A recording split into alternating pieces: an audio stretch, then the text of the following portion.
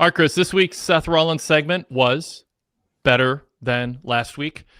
I don't think I needed to watch the segment to know that would be the case this week. But all in all, and I want to dissect it a bit here, but all in all, I thought it contributed to making Seth Rollins versus Roman Reigns feel like a big deal that's SummerSlam worthy. I think it did more to help than hurt.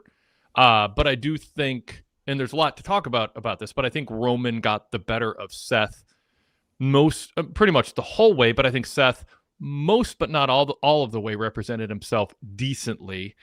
They went a little meta, but in a way that I think had some finesse to it, because what they were talking about, to me, it didn't feel like they were breaking the fourth wall in the things that they brought up about, like Seth going, "You think you're always going to be a bigger drawing card than me." I mean, that's just Seth saying, "Roman, you don't think I can beat you and then have a long run with a title?" Not, "You were chosen to be the guy and you are booked to be the guy and I should have been booked or chosen to be the guy." Like, it didn't break that. So I wasn't triggered like I was last week by Seth. And I also enjoyed them right at the beginning. Roman just taking a dig at Seth, going, "Y'all bored us to death last week." So I thought there was some memorable stuff here, and I thought it was one of Roman's more compelling promo segments in a while. What do you think, Chris? I agree as well. I think the key thing that was said that breaks the fourth wall, but also deals with the canon of the show, is the fact that he says, Roman said to Triple H, your work dad helped you out, because that was the whole breakup of the Shield, was Triple H convincing Seth Rollins to turn on Roman Reigns, and that other guy, I don't know what happened to him. He was kind of blurry in the background. They're blocked by Roman and Seth most of the time. To be fair, they showed him a lot more than I thought. The second video they did, the first one, I mean, they found every angle where Dean was being blocked by Roman or Seth, or it was a very quick cutaway. The second video, there was more of them, but there had to be. I think they were fortunate in the fact that, just luck turned out that Rollins and Reigns were a tag team. So they have a lot of matches where just the two of them were in the ring, and a lot of footage of that. Yep. But I thought it was good. I think it's a general issue I had with the show, and this fell into that as well. Who am I supposed to be cheering for? Was a big question I asked through a lot of the segments, and this was the same way, because Roman he's Roman, but people like him. Though he was getting what chance, which I don't think I've heard that for him before. Mm-hmm. Seth is a heel, sort of, but then people cheer his theme song, and we talked about how he's not Roman Reigns, people cheered that.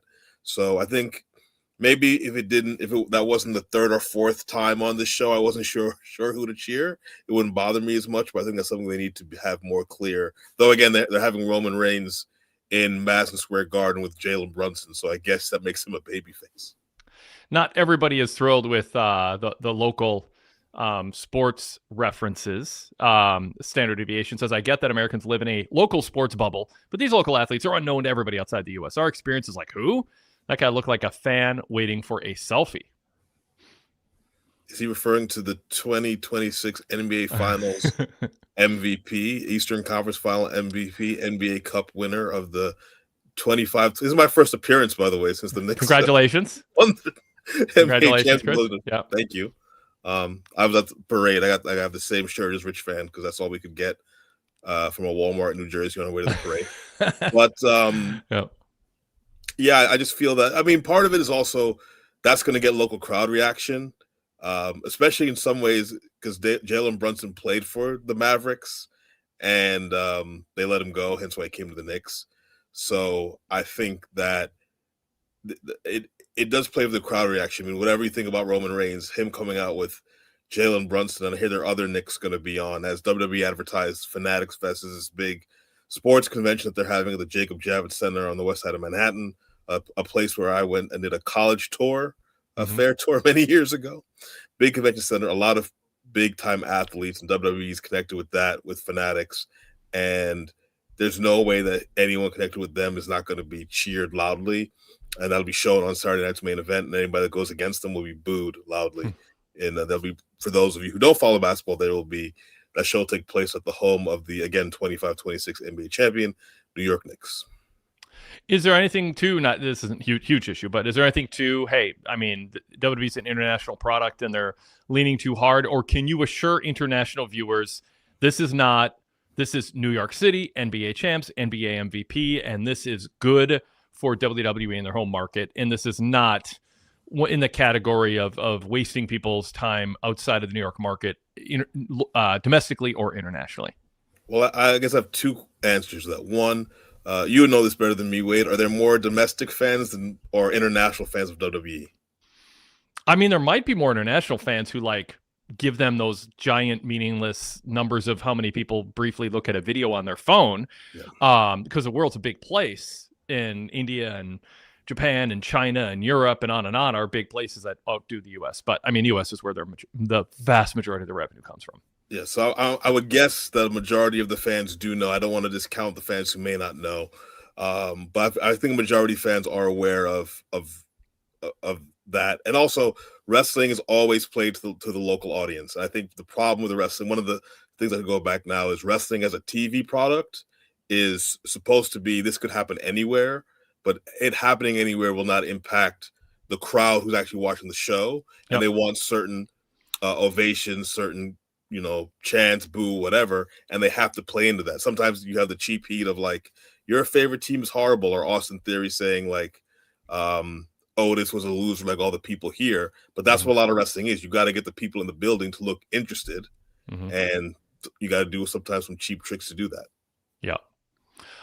So I think let's go back to Roman and Seth for a moment. Do you agree with me that Roman, if we're scoring this, won the verbal contest, had better material, better delivery, and that this would have been, I don't know, to use the NBA analogy, maybe a 12-point NBA win, not a blowout, not 20-some points, but not a buzzer beater either. Maybe 12, 13, 14-point win for Roman using basketball scores?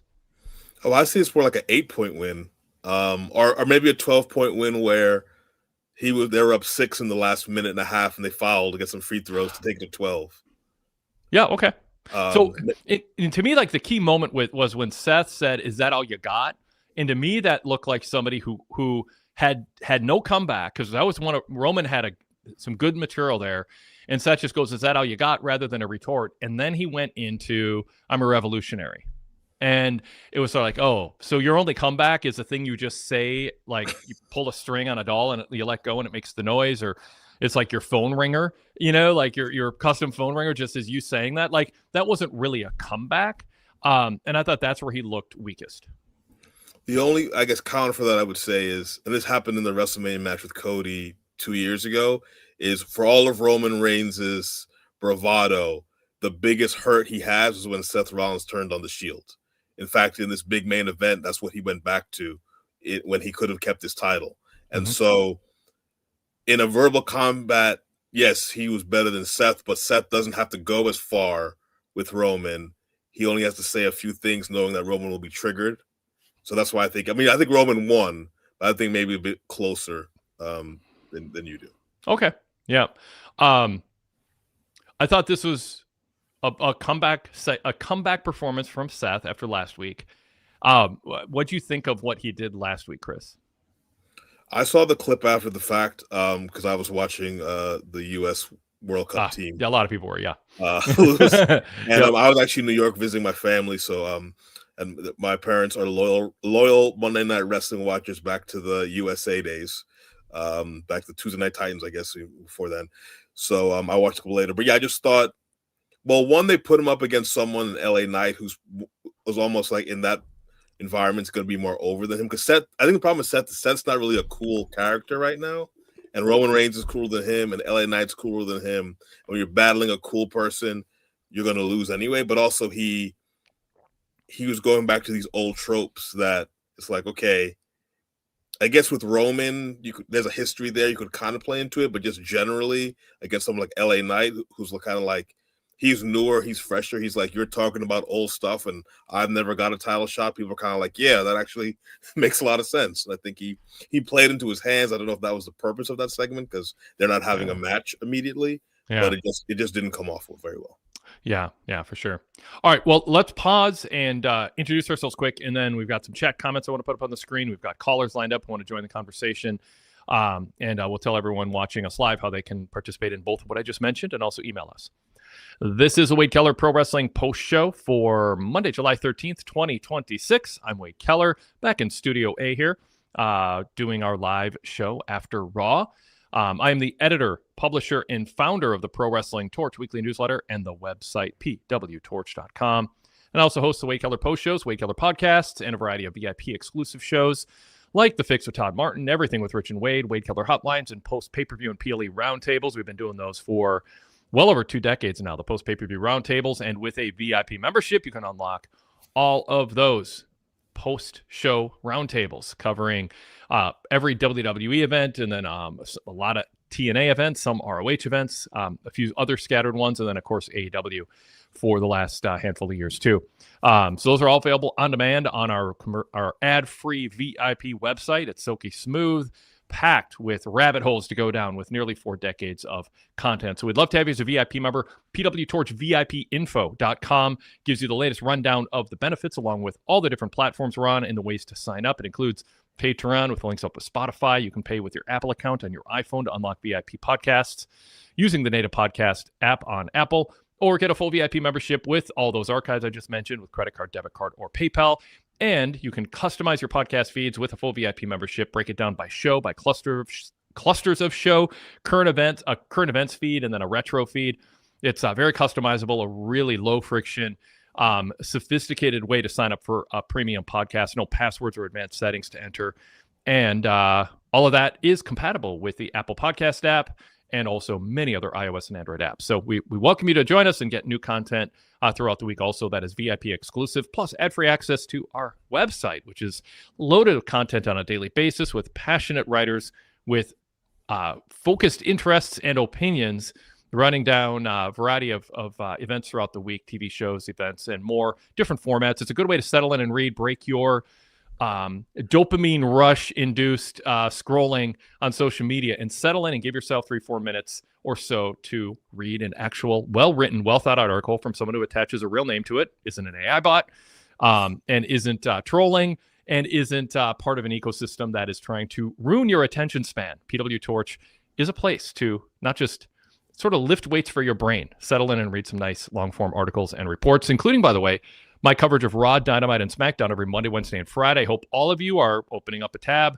and breaking away from social media when you're watching Raw, Dynamite, and SmackDown and seeing what I have to say about the show. If you're watching it live, I had a lot of opinion on it in my reports. And then also, if you're not watching the show or you decide if you want to watch the show on delay, a good way to do that is skim through my report and get an idea of what they did. Or if you're not going to watch it, at least you can keep up that way. So all kinds of reasons to visit our website, and it goes ad-free with a VIP membership. All right. Chris Maitland is my co-host today as we cover Raw.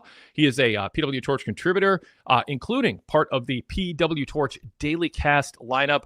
Chris, you are always great giving people an idea of what you do with your show. So welcome to the co-host chair, and tell them about your podcast, which, by the way, to get all of our free podcasts, I talked a lot about VIP for a minute or two there. If you aren't going VIP, there's a ton of shows that are free. The Wade Keller podcast and post shows are available for free. Search Wade Keller in your podcast app and then subscribe to the red logo and the blue logo when they pop up. And then also search PWTorch, and that'll get you the full PWTorch Daily Cast lineup. A different show each day of the week. Really, really fun shows. Different formats, different pairs of hosts for each of the days of the week. And Chris Maitland is one of them. Chris, tell them about your show. Sure. I host Wrestling Coast to Coast. I think that's coming out on Thursdays now with my good friend. We're hitting up on the 27th anniversary of me having a class with Justin McClellan at the University of Pittsburgh. We've been close friends ever since, and we do a show every week on PWTorch to talk about independent wrestling. We review a show. We talk about a lot of news. There's been a lot of news going on involving different promotions, leaving Triller TV and going to YouTube. Justin and I had a spirited debate over the produce show and some comments that the promoter made about WWE ID wrestlers pulling out at the last minute and differing. Justin and I we agree quite a bit, but we had different opinions on that. And we also did a GCW show, Back to the Ballpark, wrestled in probably about 100 degrees in Coney Island, New York on July 4th. This week we're doing Wrestling Open. There's actually, we like long-term storytelling, even on the independent scene. And Wrestling Open has a street fight between former stablemates Danny Miles and Steven Stetson. So that's what we're talking about this week. And our show comes out Thursdays. We cover outside of pretty much every promotion you can imagine outside of AEW and WWE, but we cover a lot of wrestlers from those promotions because a lot of them are popping up on the indies. And if you want to email us, we're at torchcoasttocoast@gmail.com. Excellent. Thank you, Chris. So yeah, search PWTorch to subscribe to that. One other thing I have to say. Yeah. I told for the first time in 5 years, I told my mom that I do a wrestling podcast. My mom is listening. Oh, wow. So, hi, Mom. Hello, Mom. Welcome. Do you feel extra pressure? No, my mom. I'm a 45-year-old mama's boy. I'm not afraid to admit that on YouTube. I love my mom. Good for you. Good for you. Very important person in my life. So I said it on YouTube, Mom, so all the world can hear. Love you. Awesome. Well, if she knows how to use her computer in a way to participate, she's welcome to be a caller. Everybody who's watching this live is welcome to be a caller. You can surprise Chris. That might not be. Maybe next time I'll help her with that. I would love that. In advance. Yep. Maybe late in the show she can show up and just give a thumbs up or down to how she thinks the show went for you. If you want to be a caller, there's a little bit of a journey. Chris's mom. You have to go to PWTorch, the website, go to my Raw report, and there's a link there that you can click and be a caller, and it'll bring you into our studio on your web browser. And that applies to everybody. So if you're watching us live on YouTube, you're welcome to be a caller. If you're not watching us live on YouTube, join us Monday, Wednesday, or Friday night. You can also join the PWT Talks NXT crew on Tuesday nights for their live shows. And then after virtually all PLEs and pay-per-views, we are live also with Wrestling Night in America on weekends following those big live events. So join us live. If you can't, they're all available in podcast format, and search Wade Keller and PWTorch, both to subscribe to everything we offer. All right. Two other ways to be part of the show. Email wadekellerpostshow@gmail.com. You can email us if you're watching us live. You can also email us if you're not going to watch us live, but you want to be part of the show. And then you can also join us in the chat, and we're going to be throwing up some chat comments here to keep the conversation rolling and give different points of view as we roll along. And in fact, let's start. I'll throw up a few comments, Chris, and we can respond, and then we will get to our callers. Kavanti Small says, I'm sorry, I'm just not interested in Seth Roman running it back again. Maybe that's why Minneapolis is struggling with tickets.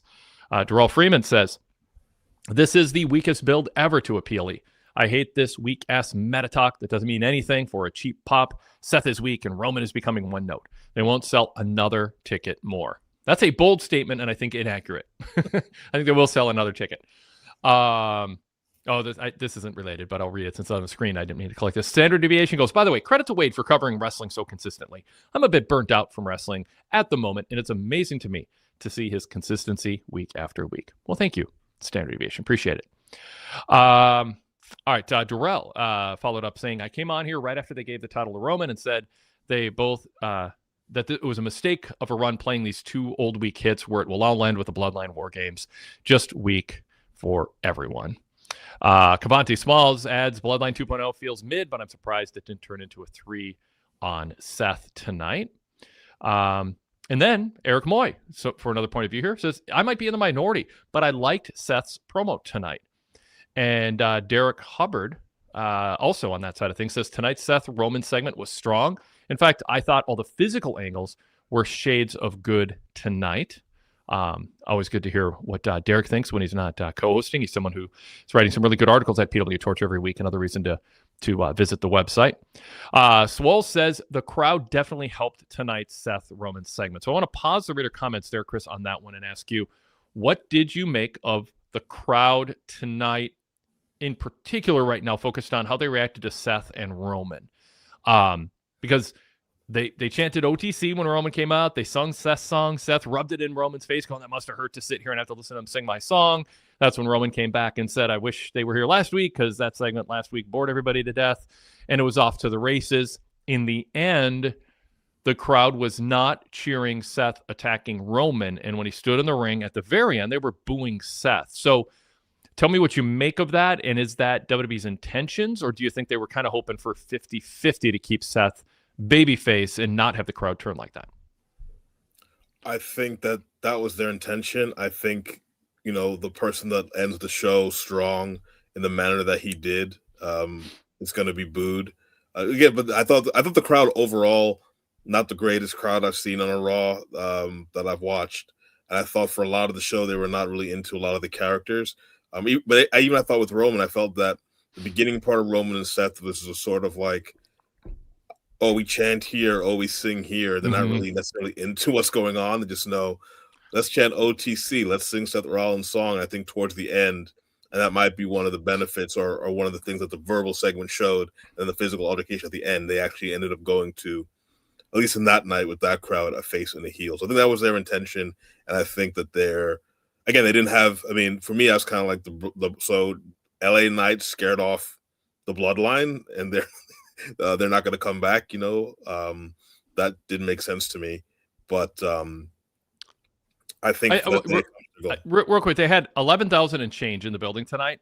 I think you can get 11,000 people to pay to communal chant. But I think to fill US Bank Stadium, you need fans to be invested in someone winning and someone losing, or a true dream match. And you have to have a company that hasn't turned into a heel through cash grabs and Club WWE and the WrestleMania debacle with all the commercial breaks and all that. There's a lot of things working against them, but I think you hit on it. Like, the fans seemed like they were there to sing and chant, but Seth Roman, to sell tickets, I think, and I don't know that they did it tonight, needs to get people invested in wanting to pay to root for in person a particular outcome because they feel it's important and they're invested in that outcome, like you as a Knicks fan were against San Antonio. And I just don't know how they get there with Seth Roman.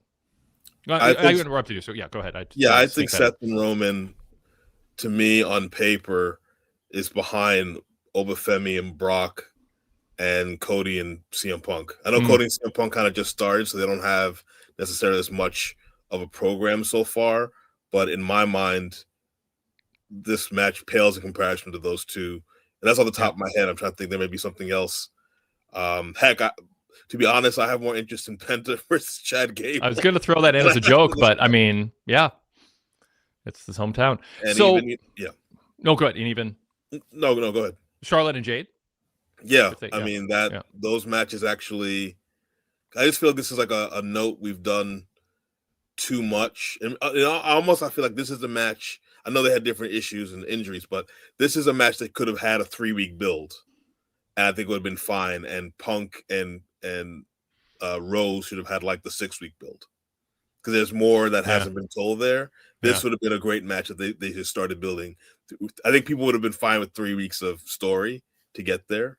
It's also weird with the bloodline thing, as I mentioned before, like the bloodlines on the show. LA Knight comes out. Ironically, LA Knight and Seth Rollins got into an argument last week. He runs them off, and it's like Jacob Fatu is this unhinged guy that attacks people, but he did not come out enough. Yeah. Yeah. I think they're in a position where the matches we're talking about, other than like Oba Brock being at the top of your list, in part, I think, is because Oba is at the beginning stages of being a breakout star. It's new. It feels like he's at the beginning of a journey people want to get on board. Seth and Roman and Cody and Punk both feel like those matches are a result of management sitting around going, we have these top seniority wrestlers quite close to the end compared to the beginning of their runs on top, and we got to find big matches for them to headline these stadium shows. And so we see time and again WWE just going, well, what do we got for Seth? What do we got for Roman? What do we got for Cody? What do we got for Punk? What do we got for Brock? And they only have each other. And that's why Oba Brock feels fresher, because it by definition is. Cody Punk feels fresh in the sense that they haven't had the big one-on-one match of this caliber and in this way compared to Seth and Roman, who have had a ton.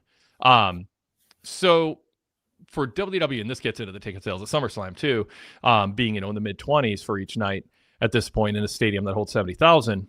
WWE overextended themselves and are offering matches that feel, I don't know, like I'm trying to think of the NBA sports analogy, but sort of the same players in the same spot. And sometimes it's more exciting when something fresh happens. And we got that with the Knicks and San Antonio, compared to say, as exciting as the Golden State Warriors were for a while. It was sort of like, oh, them again. It's like you want to look for somebody new and fresh, who has a real chance to win. And WWE chose to go the route of putting, 4 of their top singles male stars paired off against each other instead of leaning in quicker to some fresh matchups. And you can argue, well, who would have been ready? Well, I mean, Sammy would have felt fresher, even though he's been around forever, because he hasn't been a top guy a lot.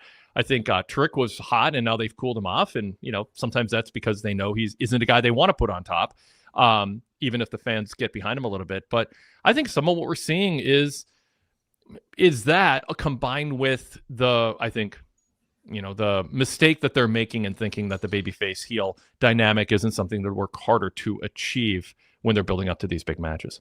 Do you think, actually, this as part, of course, being a long-time wrestling reporter, but also being a Minnesotan, do you think part of it this week's sales are the fact that Minneapolis was kind of treated as second class? They were supposed to get, I don't know if it was announced, they were supposed to get a WrestleMania, and then it didn't happen. And it's like, oh, you'll have SummerSlam. Mm-hmm. And it's kind of been like, well, that's not what we asked for. That's not what we were promised. And people are not really excited to go to what seems to be like the second choice, or being a second choice. Yeah, no, I mean, I think that's part of it. I think New Orleans feels worse because it actually was announced and taken away. But yeah, Minneapolis would rather have WrestleMania. It's a bigger show, no question about it. We've had SummerSlam before. Jesse Ventura's governor was a referee for that, but it was 2.5 decades ago.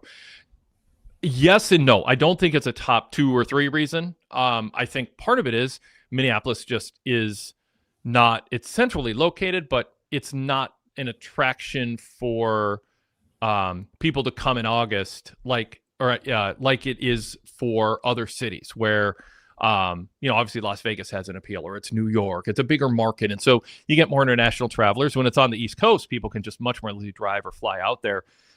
Closest major market to Minneapolis is Milwaukee, and it's like 5+ hours away.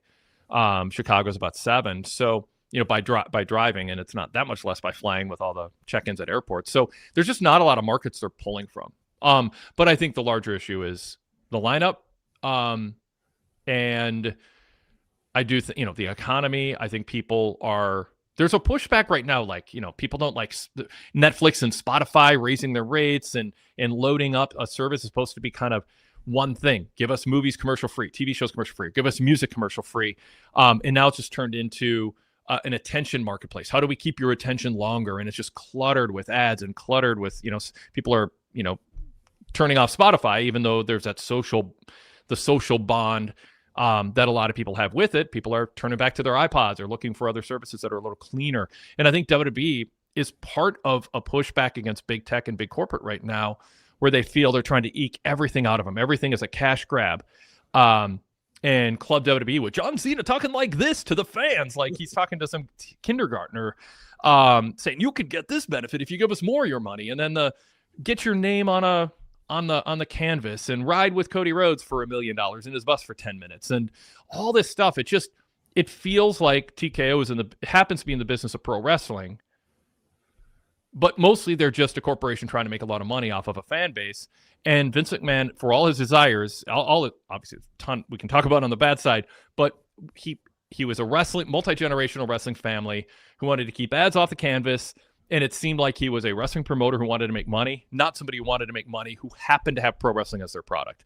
And TKO has hurt themselves in that way. And 2/3 of the country is not in the political realm that WWE has thrown in the face in the fans' face that they are. So I can go on and on. I think there's a lot of factors. People are uneasy about the economy, about AI. There's a war in Iran. I mean, there's a lot of things that are causing people to think, maybe I don't want to spend that much money for a product where I don't even know what night these matches are going to take place. That's all those things are adding up. I think it's all those things added together, Chris. I do wonder if, again, I feel that Roman and Brock are like Brock and Oba is like the major match. I do wonder if they announce, well, that's going to be on night 1, and then night 1 ticket sales go up. Yep. I do see that happening. Yep. Do you think it would have been better for ticket sales if Oba just said, I want the title, and they just went with Roman Oba when Oba was hot, and that would have drawn more? I think so. It's funny they said this, and I thought, how would the reaction be? Oba Femi said the reason why he didn't go for the title was because Brock Lesnar would have cost him it. And I just thought, again, in a different era of wrestling, that would be like a great angle. Like Oba's about to beat Roman, and Brock Lesnar, who hasn't been around for a long time, pops up and costs him. In like the 70s or 80s, they would have had a riot. But I feel like today's wrestling fans would be like upset at the booking.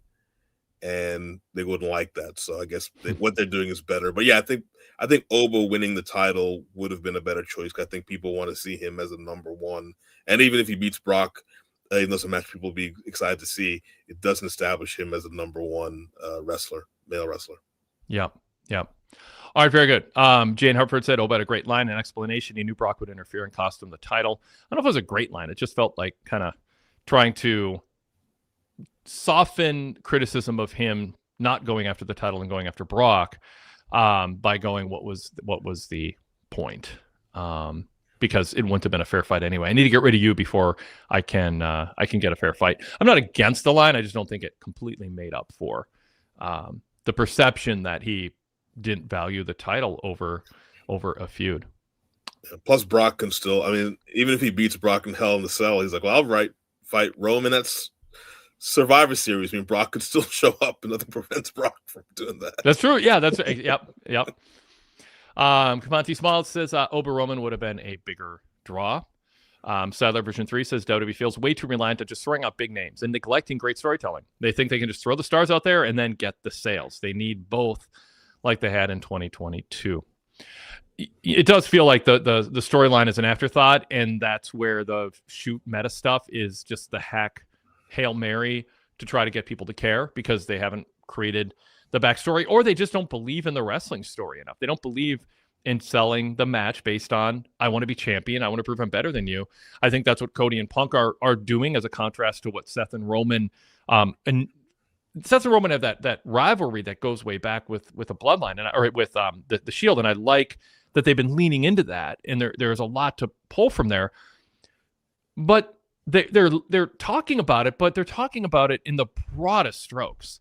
Like I think if they leaned into it, even if they had to make up some lore that didn't exist in their minds or on TV at the time in terms of the dynamic between them, if it's not inconsistent with what fans have seen, I think they could be adding a whole layer to that breakup and what happened.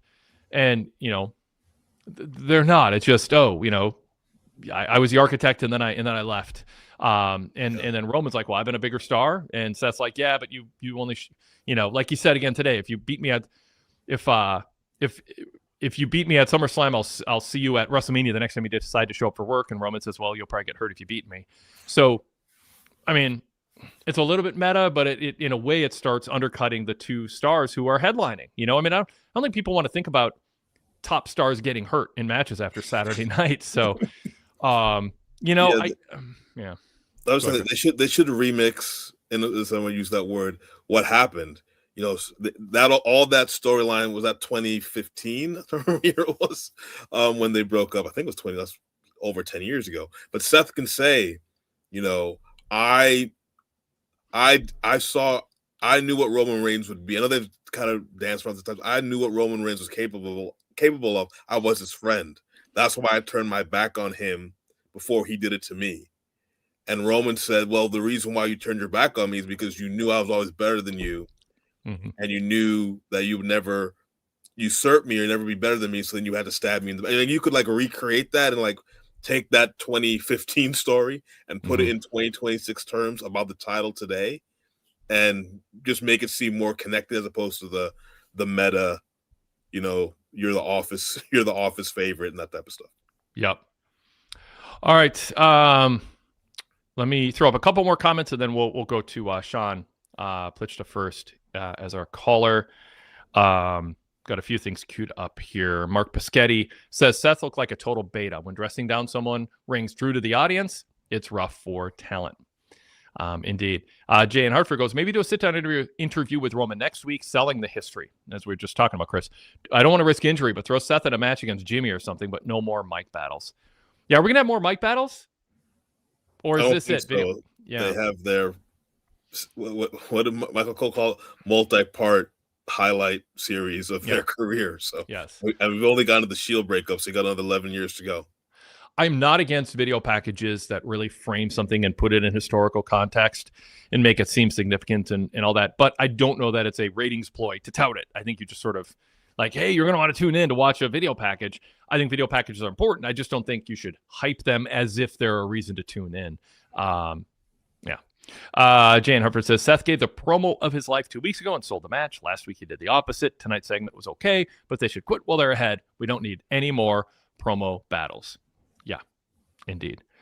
And Derek Hubbard goes, I agreed with Wade regarding the use of meta. It is groan-inducing. With that said, Seth has not been a common repeat offender of using meta on the mic. CM Punk and Heyman are both worse offenders. Sure, yeah. I think that's true. Oh, and regarding our conversation about the Golden State Warriors, Derek Mitchell goes, Seth Rollins, Roman, Cody, and Punk feel like the Golden State Warriors trying LeBron to draw LeBron to the team with AD along with Steph and Draymond Green. So LeBron's headed to Cleveland, you think?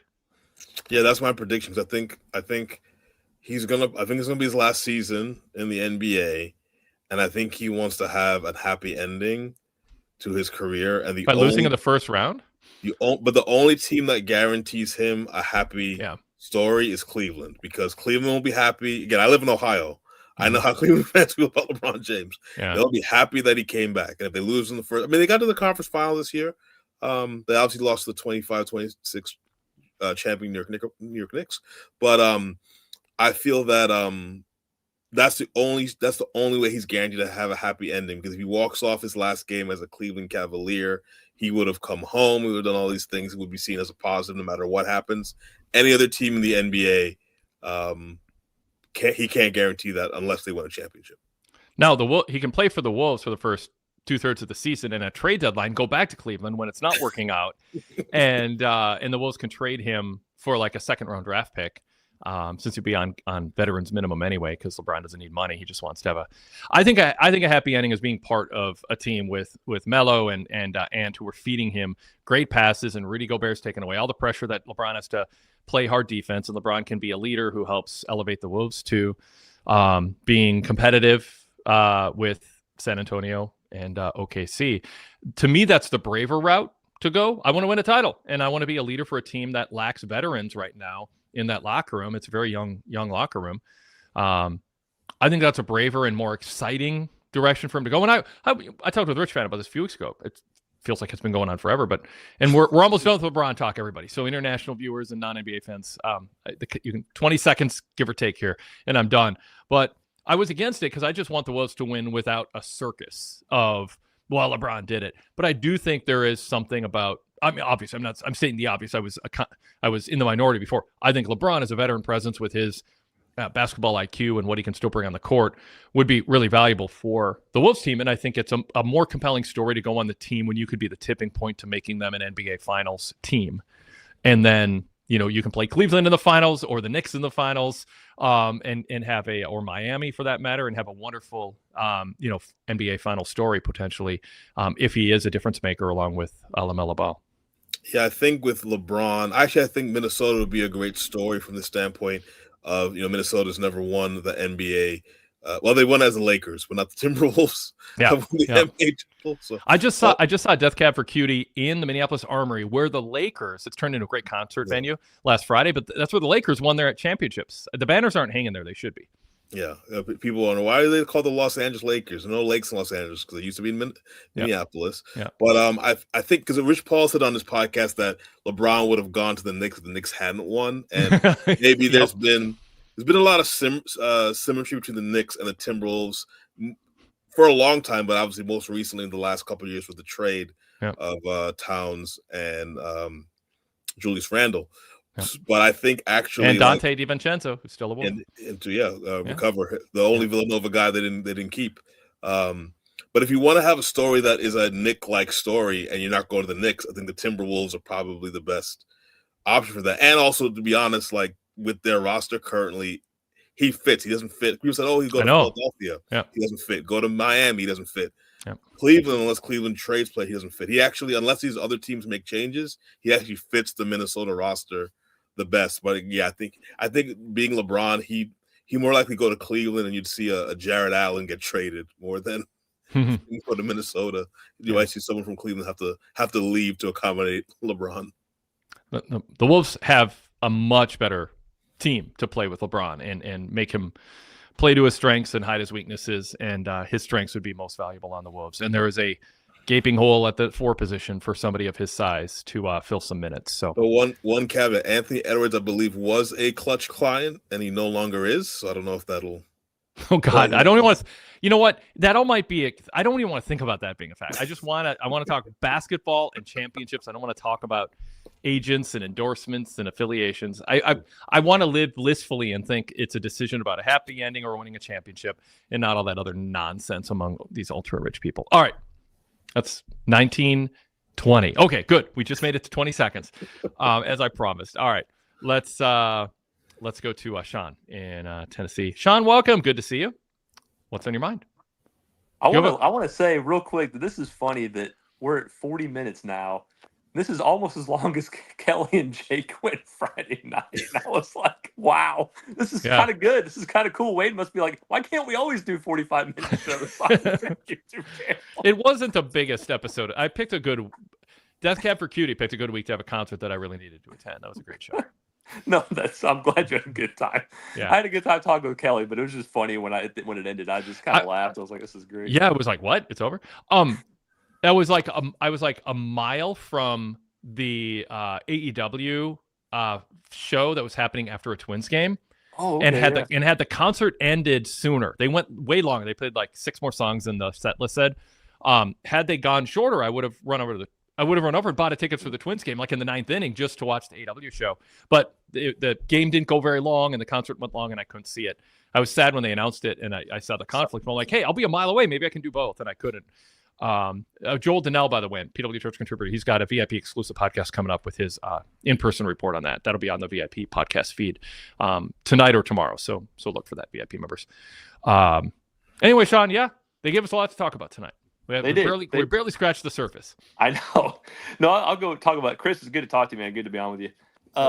Thank you. Good about the Seth and Roman. Yeah, I'm with Jay on what he said when you just brought it up. 2 weeks ago, I thought Seth, as much as people weren't excited about Seth and Roman, and I wasn't either going in, but 2 weeks ago, he bought me on it. It was like, okay, he's propping Roman up. He's saying, you've main evented all these WrestleManias. I respect that, but I'm going to beat you. I haven't beaten you. You haven't beaten me. I haven't lost my title. All this stuff. It's like, okay, I get behind that. Then he does, Wade, I'm with you. Just awful promo last week. It's about as awful as you could imagine. And then this week, he just starts talking at the end about how I know what I'm fighting for. I know what I'm... Seth, no, you don't. We don't. Nobody does. What are you fighting for? Who are you? Stone Cold, you said it 10 years ago. Who the freak is Seth freaking Rollins? I don't know who you are. So how do you know who you are? Who are you fighting for? Like, yes, it builds up if people know who you are, but we don't. So we don't care. It's like, okay, whatever. It's just mumble jumble. I mean, did you make anything out of that other than he knows what he's fighting for? Okay, he does, but tell us, dude. I don't know. Chris, it was awful.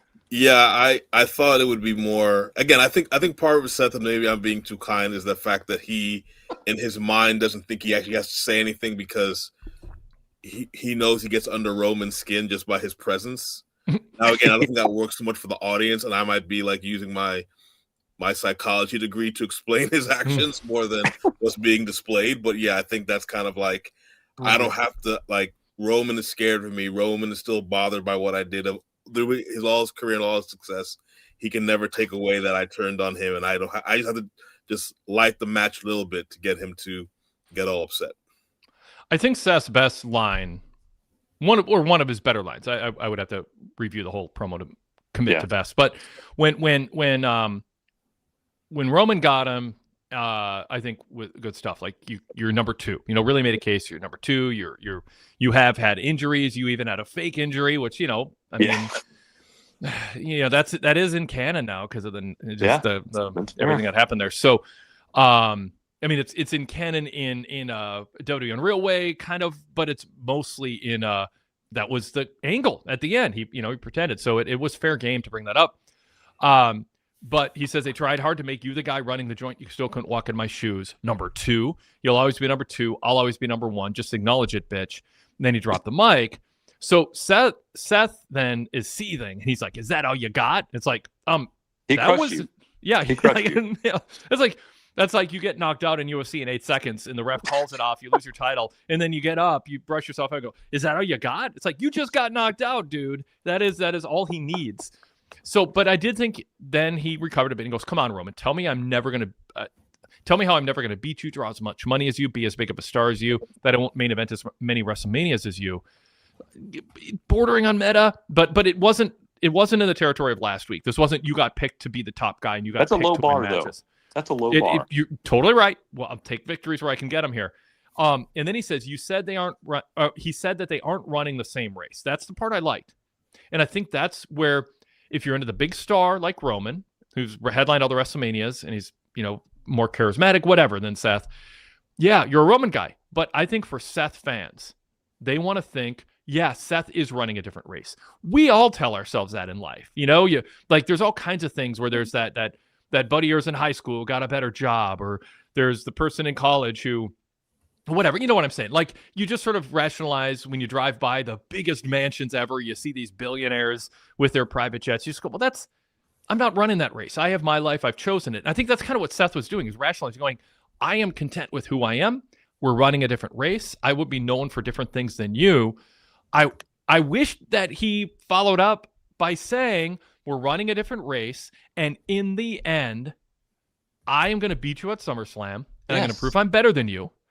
And all the posters and all the WrestleMania main events and all the bigger paydays and all the days off, people are going to judge when they look at our. And this is where I want to get into the storyline aspect of it. Put everything through the filter of, if this were real, how would this look? What would they say? And Seth should say, you've got a bigger pile of cash than I probably will ever have, although our careers aren't over yet, remains to be seen. But I made plenty. I can buy anything. I mean, like, I've had a good career. I can buy a nice house and I don't have to worry about retirement. I mean, you can say that because people expect that of top stars who are at Seth's level. But in the end, yeah, you'll have more WrestleMania main events and have made more money. But you know what? I'm going to beat you, and I'm going to be known as the better member of the Shield between us.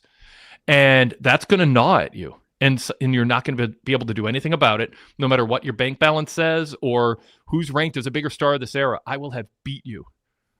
And that is going to eat you up. And I cannot wait to beat you, knowing it will eat you up inside, no matter how much money you make and how many endorsements you get and how many acting gigs you get when you take your time off from wrestling. I mean, there is a way for Seth to, but instead he said, I'm running a different race because I'm the visionary and I'm the revolutionary and I'm Seth frickin' Rollins. And it was palm to forehead. Like, really? You have this setup line, we're running a different race, and you don't define it? You just go into your spewing your little catchphrases that are so just eye-rolling. And then Roman made his sour milk face, and then Seth punched him and we're off to the physical part of the angle. So, to me, that was the swing and miss with Seth, is he had the good setup, running a different race, and he didn't define it, and he just did his cliche stuff. Chris, go ahead. Oh, sorry, Sean, you've been. Well, I was just going to say, but say, again, talking about the title he never lost, but saying the title, I want to win the title that means more to me than anything. That's what I want to win. That's the goal. No, you're right. Seth, when I beat you at SummerSlam, I'm going to be walking around with that title. You're going to take time off, but you're going to watch TV, and you're going to know I'm walking around building up my reputation as the best wrestler of this era. Not just because I wrestle more and my matches are better, and everybody knows they'd rather pay to see me wrestle than you wrestle, but I am also better than you. I'm going to beat you in the ring when we're both still in our prime. And it's going to be the most historically significant match involving anybody in the Shield. And I'm going to carry that belt around. It's going to eat you up inside. I mean, there's just, that's it. You're right, Sean. It shouldn't just be about the pride of winning. It's also, I'm going to be champion. And Seth should define it as, if I beat Roman, I want fans to think, if I beat Roman, they know it's going to just ruin the rest of Roman's year. And that should be, and there's some real life, there's real life tension between them in a way. I mean, they weren't best friends in the Shield, so anyway, Chris, I want your take on what we've been saying too. Yeah, I think he kind of starts that line because I think he said, well, maybe that's what he said 2 weeks ago, not this week, you beat all these people and you were champion, but you never beat me. Yeah. And he mentions, I need to get the title that I never lost, which is all true. Mm-hmm. He doesn't connect them. It's like these are throwaway statements in like different places where it's like, okay, you said this, you did say it, but you didn't say it together, and that's where I think he needs to make that connection. But I also feel like that, maybe they thought he's going to win the physical confrontation. Maybe they're going to have more words later. There's no point to go into all that now. They may do that later. We'll see. But since he's going to win the physical confrontation at the end, might as well just get to it. Maybe I'm being too kind. I don't know. A few reader comments that I'll throw back to you, Sean, or I apparently called you Seth a minute ago, so sorry about that, Sean. Sadler Version 3 goes, I agree with Sean. That part of the promo made no sense. The second week in a row, he got stumped by his opponent in a promo and had a weak comeback. Derek Hubbard says, I thought Seth's final lines were his ability to finally portray that he's comfortable and content with who he is. I like that because I'm a Seth fan. What is he? Well, but it was almost, he almost said that. We're running a different race. And then he just spewed revolutionary nonsense. And it was just a missed opportunity. Standard Deviation says Seth's best argument is he always beats Roman when it comes to the match. It's not a great argument, but that's his best argument. The weird part is it's not the great argument, but it should be the ultimate argument in the context of pro wrestling. Like, I'm trying to think, we're doing a lot of NBA talk, but like, let's say LeBron James never won a championship, but was clearly the best player for the better part of 15 plus years, biggest draw, biggest name, but he just kind of Charles Barkley-esque just came up short due to untimely injuries, better opponents who came along, whatever, bad breaks. And if then the talk would be you're the biggest star, but you weren't the best because you didn't win titles. And Seth could say to Roman, I want to kind of get myself back on track here. Seth could say, Roman, you've had more main events, but I will be remembered as the better wrestler. I'll have more successful title defenses than you. Certainly I'll have more clean wins in title matches than you have, because I've cheated sometimes, but most of my wins are not by cheating. And almost all of your title wins during your vaunted reign were with your family helping you out. I mean, there's canon material to go to for Seth to go. It's not about who's on the poster, who makes the most money, who can negotiate the most days off, and who's seen as the biggest name. It's who wins, and I'm going to win, and I'm going to beat you, and that's the race I'm running. That's the race I'm running that's different than the one you're winning, and that's what kind of Standard Deviation is pitching. Derek Hubbard says Seth Rollins is Scottie Pippen to Roman Reigns is Michael Jordan, going back to the 90s there. Derek Hubbard says Seth is the Iron Man of pro wrestling. He has had more televised matches and maybe more total matches than anyone in the world since 2012. He has worked harder than anyone anywhere. And he wears that almost like this desperation badge of honor, but it only goes so far unless you win. But, there it goes. Seth should take pride in that. I think in real life he does. And I think there should be a way to incorporate that into storyline. Sadler version 3 says Seth's main point should be that he's jealous of Roman because even though they're peers and came in together, and even though Seth wins all their big matchups, Roman is considered the bigger star. That's easy. If Seth made that pitch and goes, all I got, I can't wrestle all the WrestleMania main events that you wrestled. I've been injured because I work more dates and I take pride in how hard I work, and I don't take it easy, and I don't rely on my family to help me win. But yeah, I've missed some big matches because of injuries. But what I have left is beating you at a huge event, a huge stadium event, and that's what's going to happen in 2 weeks. Safik 20,001 says Seth calling himself a revolutionary has always made me laugh because he's never been portrayed as someone fighting against the powerful in story, and in real life, in my opinion, he's a company bootlicker. Yeah, I mean, something to that. Southern Version 3 goes, Seth's catchphrase is even dumber now that he isn't doing the cult leader gimmick. So what does being a visionary and revolutionary even mean? That's what's so disappointing about it. So, Sean, back to you. Anything else you want to add on this, or you can move to something else? No, I want to move to a few other things. I want to go back to Oba Brock because I've been so excited. I mean, Oba's still a huge star. I still love Oba. I didn't like tonight. I didn't like it.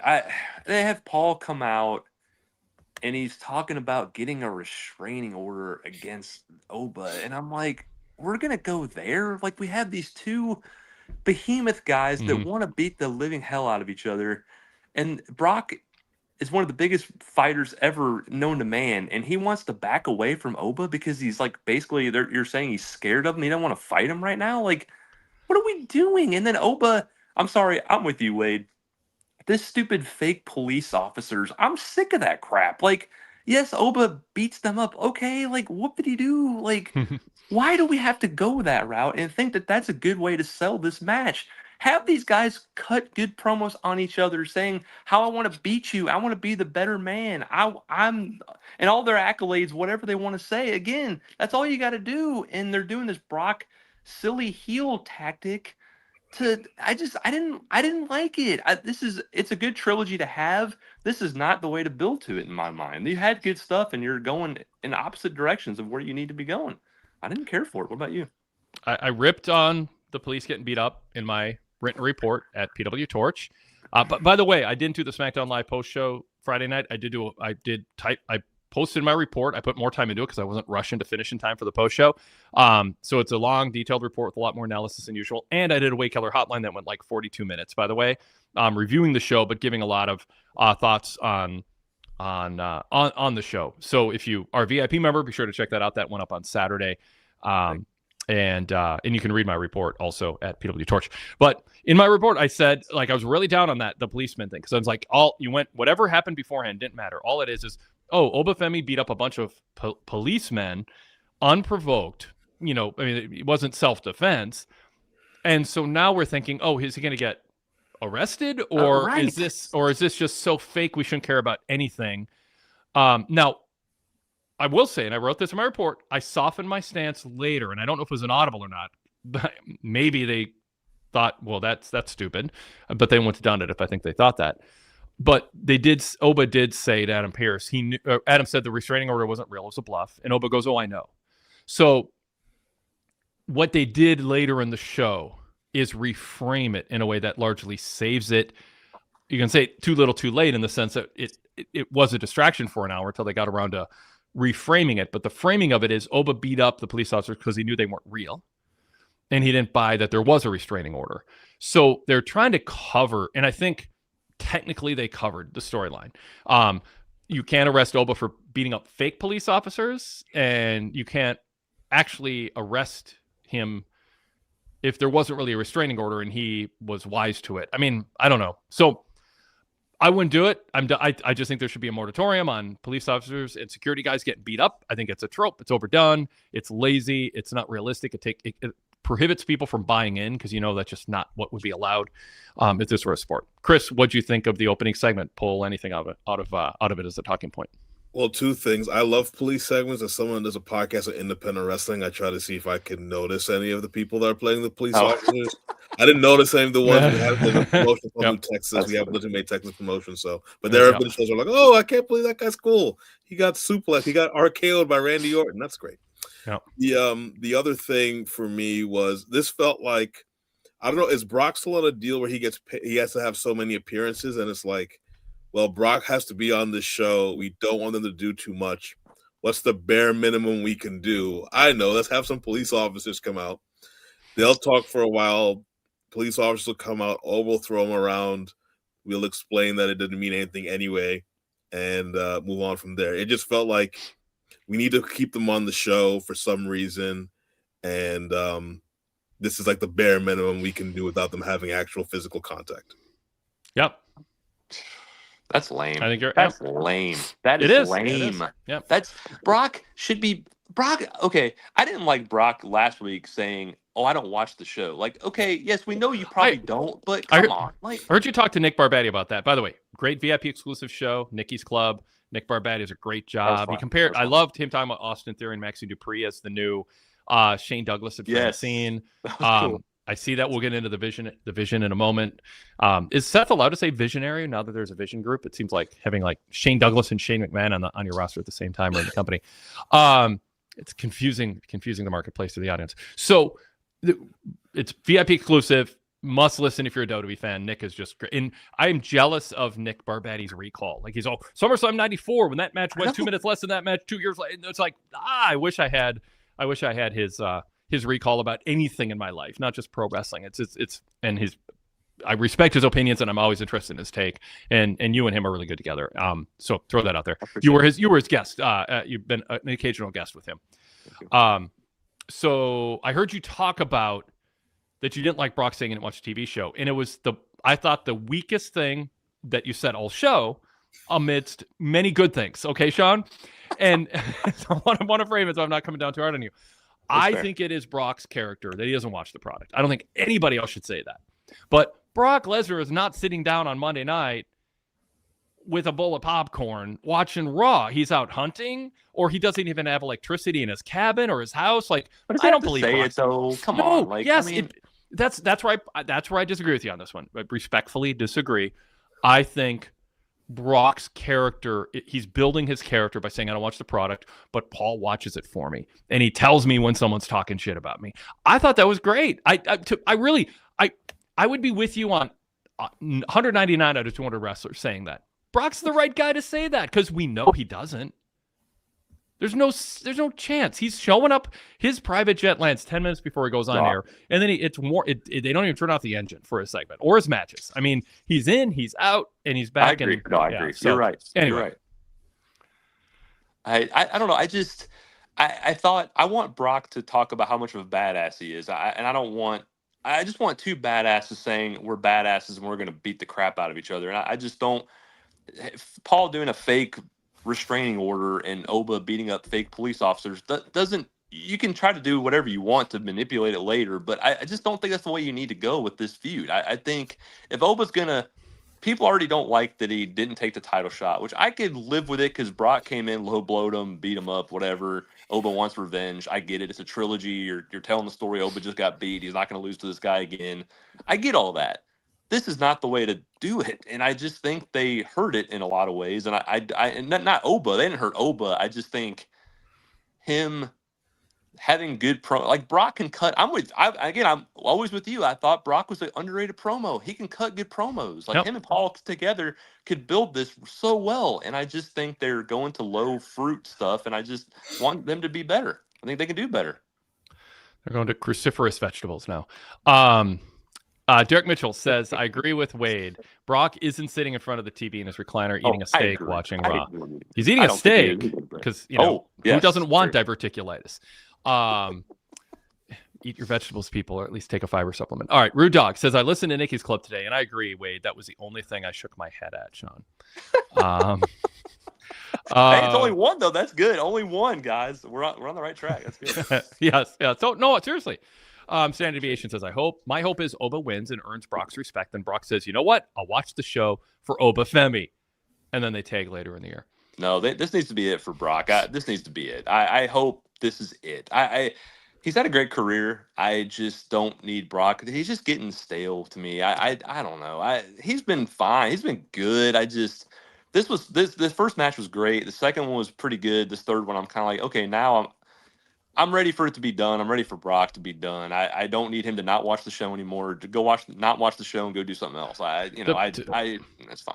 To me, the selling point of this match is Oba looking at Brock and going, "You're the beast, huh? You think we're 1-1?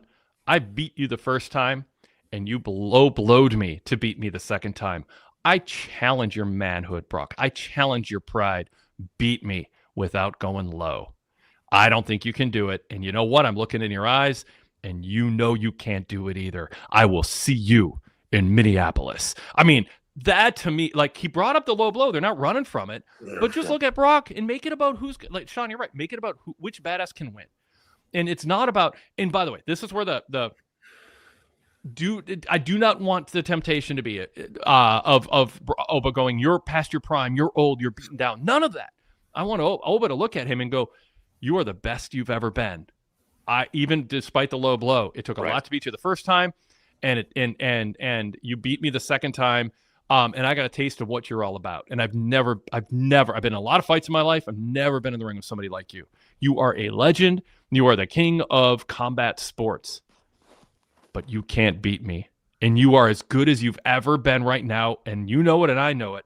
And you still can't beat me. I mean, Oba's so good. Don't do nonsense. Don't talk about age. Don't talk about meta stuff. Don't beat up police officers. Just organic. It's organic. Oba and Brock looking at each other, and then Brock shows some fear, and then goes no, and then all of a sudden you get kind of that UFC vibe with Brock. Like, Brock shows like, geez, maybe Oba's right, and then Brock looks at Heyman. Heyman whispers in Brock's ear, and then Brock goes, "I don't got a lot more left in me, but I got one more, and I'm not going to let the words you just said be true."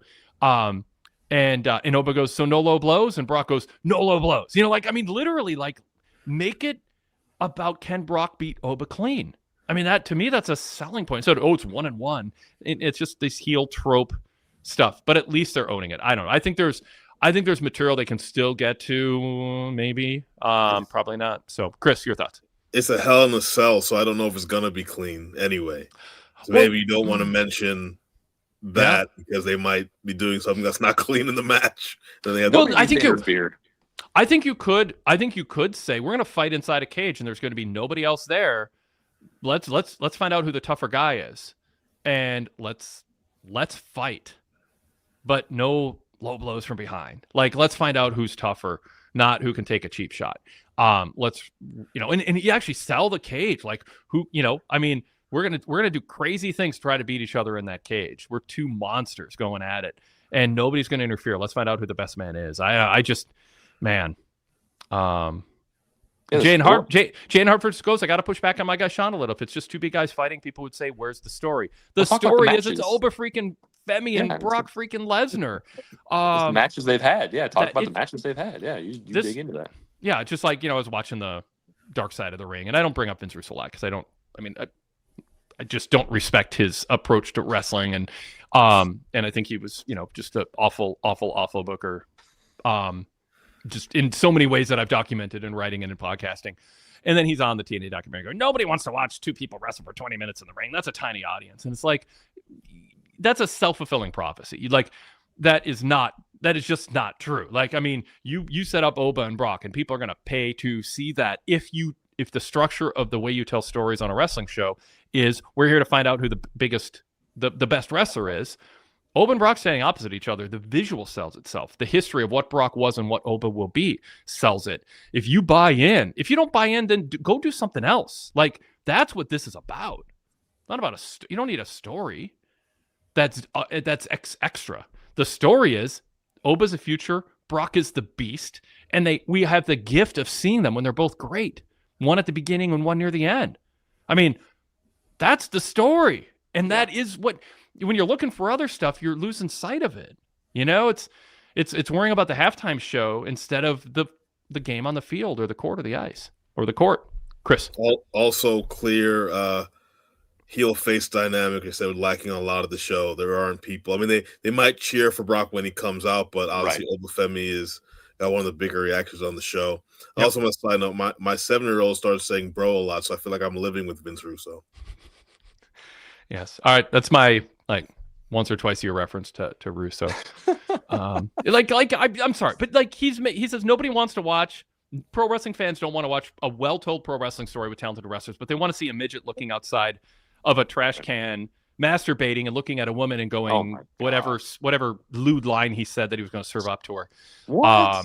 Oh my and God. it's I forgot about that. Yeah, it's just, I mean, go do YouTube videos that are living on the reputation of Howard Stern, but pro wrestling is popular, and it has been popular for a lot. Pro wrestling's popularity drawing huge crowds predates the utter nonsense that Russo was pitching in that documentary all these decades later. And boy, did that documentary swing and miss in almost every single way possible. Oh my God. I don't know. I'll have more to say about that. Todd Martin talked about it. I hadn't seen it yet last Thursday. So anyway, back to Raw. Yeah. Sean. Yeah, and Jay said, I don't think it should have been Hell in a Cell. I disagree. I think if you're talking about the matches they've had, the badasses they are, want to just crush each other inside Hell in a Cell, I think it works fine. I just think build to it, not killing or beating up police officers. I think you can get to a great Hell in a Cell match between two badasses. Just build to it, tell the good story, and I think it's good. It still is good. They could do something with it. There's still a few weeks. It's just this angle was not the way to go, in my opinion. I wanted to go to the gauntlet match. I really liked the gauntlet match a lot. Mm-hmm. I really did. If you're going to do a gauntlet match, which I don't love them, but they do it infrequently enough where I like this one. I was like, okay, if you're going to do something Intercontinental title, you got a lot of guys that are up for it, that are willing challengers to go up against Penta. I'm torn. I'm very torn. Help me on this one. I'm okay. Obviously, you put Penta and Chad Gable in the ring together, it's going to be a great match. It's going to be magic in the ring. And obviously, I know Gable. He's from Minneapolis area. Like I get all that. I just again, you're doing the face thing again, where you're trying to say Gable's not as over as some of these other guys, but he's still trying to build this babyface character. And you got Penta, who everybody loves. So it's like, why is WWE? Again, I think the match is going to be great. I think the couple weeks they can tell a decent story going into it. It's not bad. It's just they're going into that. Who are we going to cheer for? Like more people are going to cheer Penta than they are Chad Gable, even in Minneapolis. I think I don't know why they had to go that route. I would have gone Ethan Page, even though they already had a match. I know they did, but I would rather go that route.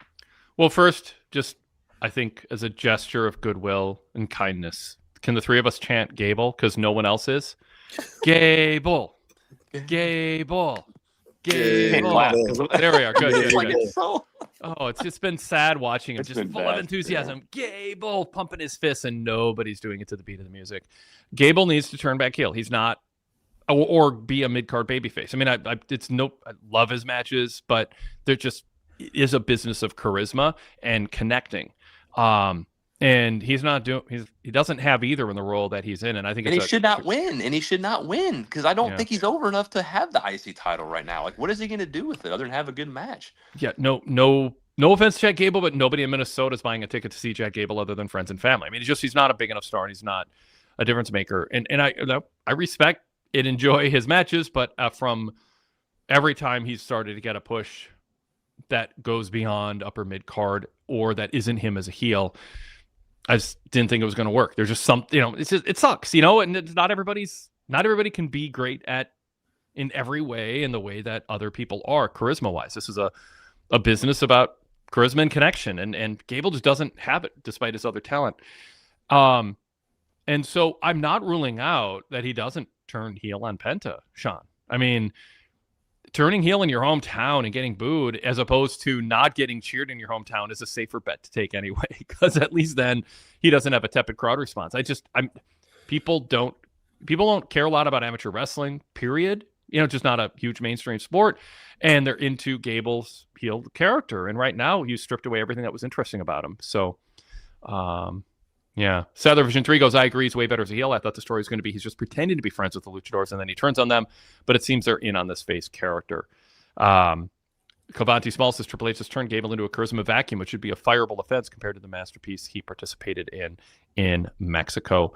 Jay in Hartford goes, Gable's theme is horrendous. And Eric Moy says, I disagree strongly with Wade. Gable has so much talent and can get over as a face. Please share with us how. He's not doing it. I mean, the pop when he won, there was a little bit of a pop there. It's not like there was nothing, but before that, there's been nothing. I mean, he's not getting over. I mean, he's not. It's not his. I mean, I'm not saying it's against him as a he's just not. He's not interesting as a babyface character right now to make you want to get behind him. He's just not. I loved Gable and Jason Jordan. That's where I coined the term joy of performance as it relates to pro wrestling. They had in NXT, they had a joy of performance, and I think there's a role for Gable as a babyface, but not as a singles champion trying to get a crowd to chant Gable. He's not Kurt Angle. He's not Daniel Bryan. He's something different. Lean into what he's good at. He does the angle slam. Yes. I love Gable's. I really enjoy a lot of what Gable does. He is miscast right now. And the role, and when I say charisma and connection, he doesn't have either. He has both, but not in the role that he's in. As just a guy, a solo wrestler going to the ring, trying to get the crowd to get really behind him, pumping his fists and not getting a reaction. It's sad. And he is, I would want him on my roster. I'd cast him differently so we can use the charisma he actually has in a way that fits that category. Derek Mitchell goes, Wade, is Gable closer to Brad Ringans and Kurt Angle? No. Gable Steveson is closer to Brad Ringans in a pro wrestling context. Congrats to Gable, by the way. Yes. Nice. And Gable's closer to Kurt Angle than Brad Ringans. Gable has way more charisma than Brad Ringans did. One of my first encounters of getting pushback from a wrestler for negative feedback was in the late 1980s. I said Brad Ringans couldn't. I don't know what cliche I used. He couldn't cut up. He couldn't. I don't know. I took a dig at his promos and I used some cliche. Then he called me up. He's like, "Hey Wade, I would like to take you on the mat and show you some wrestling moves. It help your writing, help you understand how things work." He was very nice, and I got tipped off ahead of time by a common friend. Wade, Brad's going to call and act like a nice guy, but he wants to stretch you for what you said about his interviews. And so, Brad was terrible at interviews. He was a charisma vacuum. Great. It sucks what happened in 1980 for him. He could have won a gold medal. I feel bad for him, but yeah, Gable's much closer to Kurt Angle than or he was much closer to Kurt Angle than Brett Rand. Yeah, I feel bad for Gable in some ways. He was like less over than Tozawa and Otis were when they came out. Like they seem to be, and I know they're in a role to kind of be beat up, but they were like getting the crowd behind them. I think with Gable, one, I don't like gauntlet matches because they're like the most predictable matches in wrestling. Whoever is last or second to last pretty much wins every gauntlet. I was surprised that he won, but I'm assuming it's going to lead to him.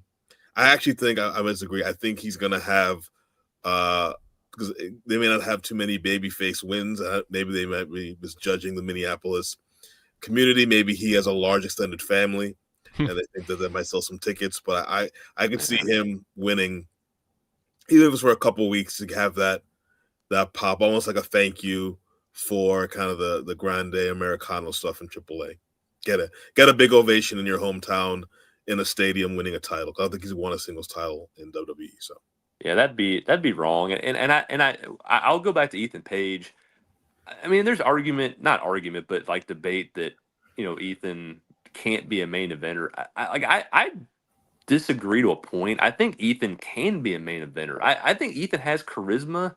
I think he's very good in the ring. I think he could tell good stories in the ring. I think he's got everything. And I feel like he's lost so much in WWE already on the main roster. It's like, this guy has something there. Can you not see this? Like, he's got everything you're looking for in a WWE star. Like, he could be that. Like, he's never going to be Roman Reigns, obviously. I'm not saying he's ever going to be that, but he can be a guy that could at least get in the main event and have a chance to, if you tell a good story with him, could be a heel champion for a little while. Like, I think he has that potential in him. Like, he is somebody that I like so much, and he was crushing NXT. He was crushing when he first came up, and now he's just with Rusev. I know they're playing that story. They're going to do something with Rusev, but I just think him and I feel like he's lost like so many matches, and then just him tapping out to the ankle lock was, just if it was anybody else, like, okay, that's fine, but him, I just like, man, I want more for Ethan. He's so daggum good. I would vote for Ethan against Penta at SummerSlam, and find something else for Gable, for sure. Sadler Vision 3 goes, I don't even think this is a diss on Gable. I just think a white meat babyface that claps along to his own music and slaps hands with fans always sucks. I blame the character, not the wrestler. I don't know. Jimmy Valiant pulled it off. He could clap it to his own music and run around ringside, and fans ate it up. But he had a different era, different kind of that comes to mind as maybe working. But yeah, I'm smiling Brian Pillman. I've got a photo. I did a ton of photography over the years of wrestling matches at ringside, and I have a photo of Brian Pillman pre, the more interesting character, the loose cannon, and it's just he's just clapping, smiling, and it's just like, oh god, yeah, yeah. I think the smiling baby face can work if you're a character that people really believe in, but also I think there's a ceiling to that in some regard. Yep. I think Gable could. But I think you could be a baby. People just like certain characters. I mean, in some ways, he's not exactly, but Javon Evans is a smiling baby face. So his jab showed a little bit more of an edge than last week, but he's about as baby face as you can be. Yeah. Please, Wade, please bring up Derek's chat. Thank you. Please bring up Derek's other chat, because I'm playfully. I will. Well, let's do it. I'm just. Chad, Derek Mitchell's. Our podcast audience needs to hear this. Derek Mitchell says Chad Gable channeling Lex Luger in 1993 SummerSlam Lex Express. Derek says, I like Ethan Page, but not everyone can be a main event. You need other folks to fill out the rest of the card. He can fill out the rest of the card. Like, Ethan Page is one of those guys. Like, he's fresh, man. Like, that's one of these guys you should be to help build. Yes. Yeah. Sorry, Chad Gable's never been remotely over as a singles babyface. His disingenuous facial reactions and promo work are more effective as a heel. He is more effective as a heel, or he's a mid-card comedy guy who has great matches, and that's fine too. Speedball. Standard deviation says I could see Speedball doing it. The clapping and the hand slap. Yes. Speedball Mike Bailey is a more successful version of what Chad Gable's trying to do. He's better cast for it. And he knows his place on the card, and there's a role for him. But Ethan Page, Sean, should be against Penta at SummerSlam. He's earned it. His body work is there. Heel face matchup, give Penta a crowd pleasing win. I know if we're in Minneapolis, we wouldn't be stuck with this probably. I think they're leaning on the hometown thing too much. And I just, honestly, people aren't walking around Minneapolis with Chad Gable t-shirts going, I sure hope he wins at SummerSlam. Nobody's thinking that. I think it's going to be a great match. I just don't, that's all it is. There got to be someone in the Twin Cities that is wearing a Chad Gable shirt. There got to be someone. Unrelated? Who doesn't know him? There's got to be one person. I might have to go to Minneapolis and walk the streets until I find someone wearing a Chad Gable t-shirt. All right, Sean, anything else quick? I want to get to Darrell before we run too long here. Yeah, just real quick, I wanted to say just basketball because you were talking about it. If LeBron goes to Cleveland, which he probably will because he loves Cleveland, he's going to want to rip whatever pieces of hair he has left out of his head because Harden will drive him absolutely insane. So I will go out on my limb on that. But that's always fun, guys. Always fun talking with y'all, and I'll get in the chat and listen. Thanks. Appreciate it, Sean. Thanks, Sean. All right, let's jump right to Darrell. Darrell, thanks for holding. Good to see you. Good to talk to you again. What is on your mind about tonight's Raw? How y'all guys doing tonight? Good. And we're enjoying you guys' conversation. Good. Thank you. It's a good time to have air conditioning. That's all I know. Yeah. Especially these muggy days and extra hot days, global warming. Yeah. But I would say this. I was listening to what you guys saying. I know what matches could draw in SummerSlam, but like I said in the chat, I just don't like how they've been building this PLE. I think what they're doing and how they're building this PLE so far is almost like how Conor McGregor did when he hurt their knee on Saturday, and how they could hurt UFC with all the questions and stuff about that right now. Just to touch on some things that y'all spoke on earlier, like with the self thing. One thing that I don't think y'all even touched on is from the beginning of the show when they were showing the Shield previews and stuff like that, they was trying to explain what was going on in the Shield and stuff like that, but they never touched on it. They never told us why Roman was hurt or how it hurt him or anything like that. And then when they came out and did the contract signing, they just flipped the script just to try to get some heat with them saying silly stuff to each other so they can get a fight and try to feel like it's a spark of energy, I guess, after last week. So to me, that was like a 360 when for 2 weeks, you had Seth telling us a history story that was boring us to sleep, like a old librarian lady reading a book. And now that's what they're going for. Yes, and now you just flipping the script. Now they just fighting, and he's standing tall, and things of the sort. It just didn't make any sense at all. Chris? Yeah, again, I think this is a story that would have been better benefiting from a 3-week build, as opposed to they just didn't have. And maybe it's hard for them to think about it because these are two of their major stars, long-term, uninterrupted in the company, and they think that they have probably a plethora of information they can draw from, but I think this is a limited note story, and they should have been better off. Because as Darrell said, they kind of go in one way 1 week and another way another week, and it doesn't quite mesh together. But I think they felt that this was a story that needed 6-7 weeks to tell, and it probably needed less, in my opinion. I think in a macro sense, WWE's in a spot where they should step back and I think question everything. It doesn't mean throw everything out, but just cross the board. Just sit down and go. Like Saturday, I talked about this in my Wade Keller hotline for VIP members about SmackDown. Like every match had a distraction that led to a finish, or there was one where it didn't lead to the finish, but it was still part of the story of the match that led to the babyface ultimately winning.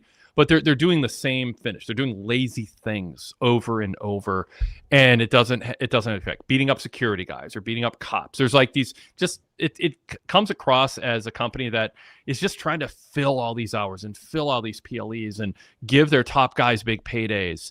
And there's a little bit of a sense, not that they're drowning, but because they're not. I mean, they're making so much money, but they're just there is a little bit of, I've used the term a lot this year, that they seem like they're flailing as bookers, that there isn't a grounded philosophy right now in terms of how the product is presented.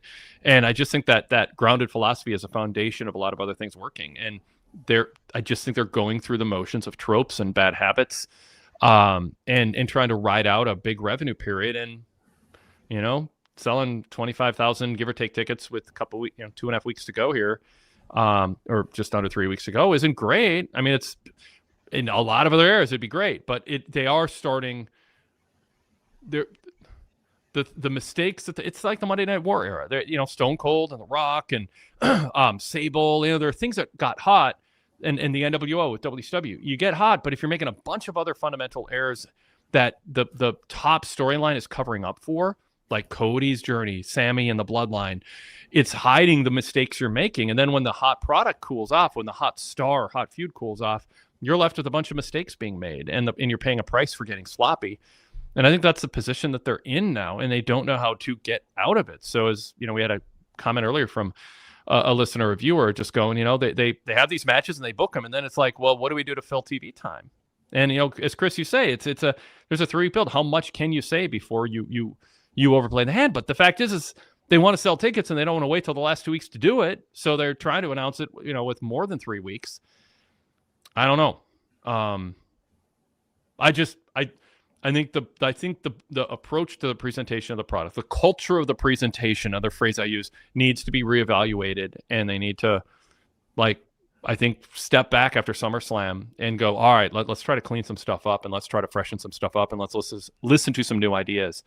And they have Saudi Arabia for WrestleMania. They don't have to worry about selling out a U.S. stadium, but they still have a lot of big shows and a lot of arenas to fill, and they're not dead. It's just, but there's warning signs. And I think it's attributable to sloppiness and a lack of a fundamental, defendable booking philosophy that they believe in, and they're just filling TV time with tropes.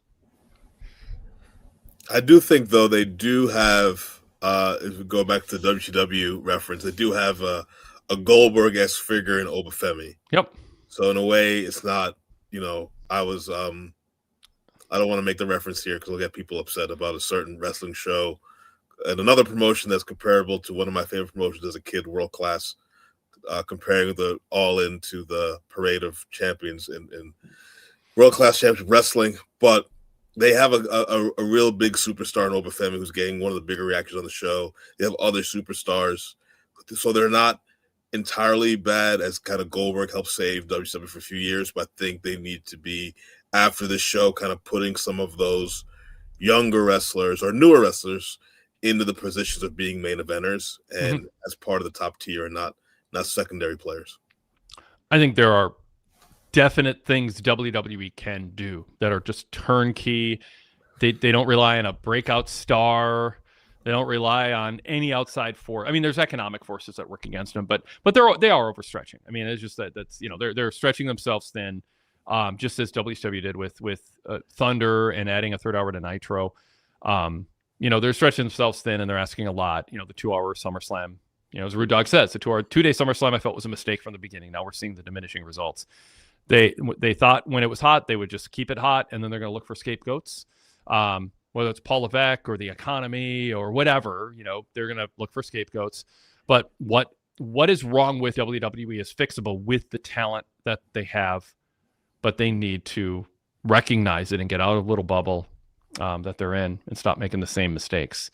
Anyway, it's frustrating because I think it's relatively easy to eliminate a lot of irritants and steer things in a way that leads to the fundamentals of what makes pro wrestling work the vast majority of the time, when you're not being carried by one hot feud or one hot star, and they're paying the price for that now. All right, Terrell.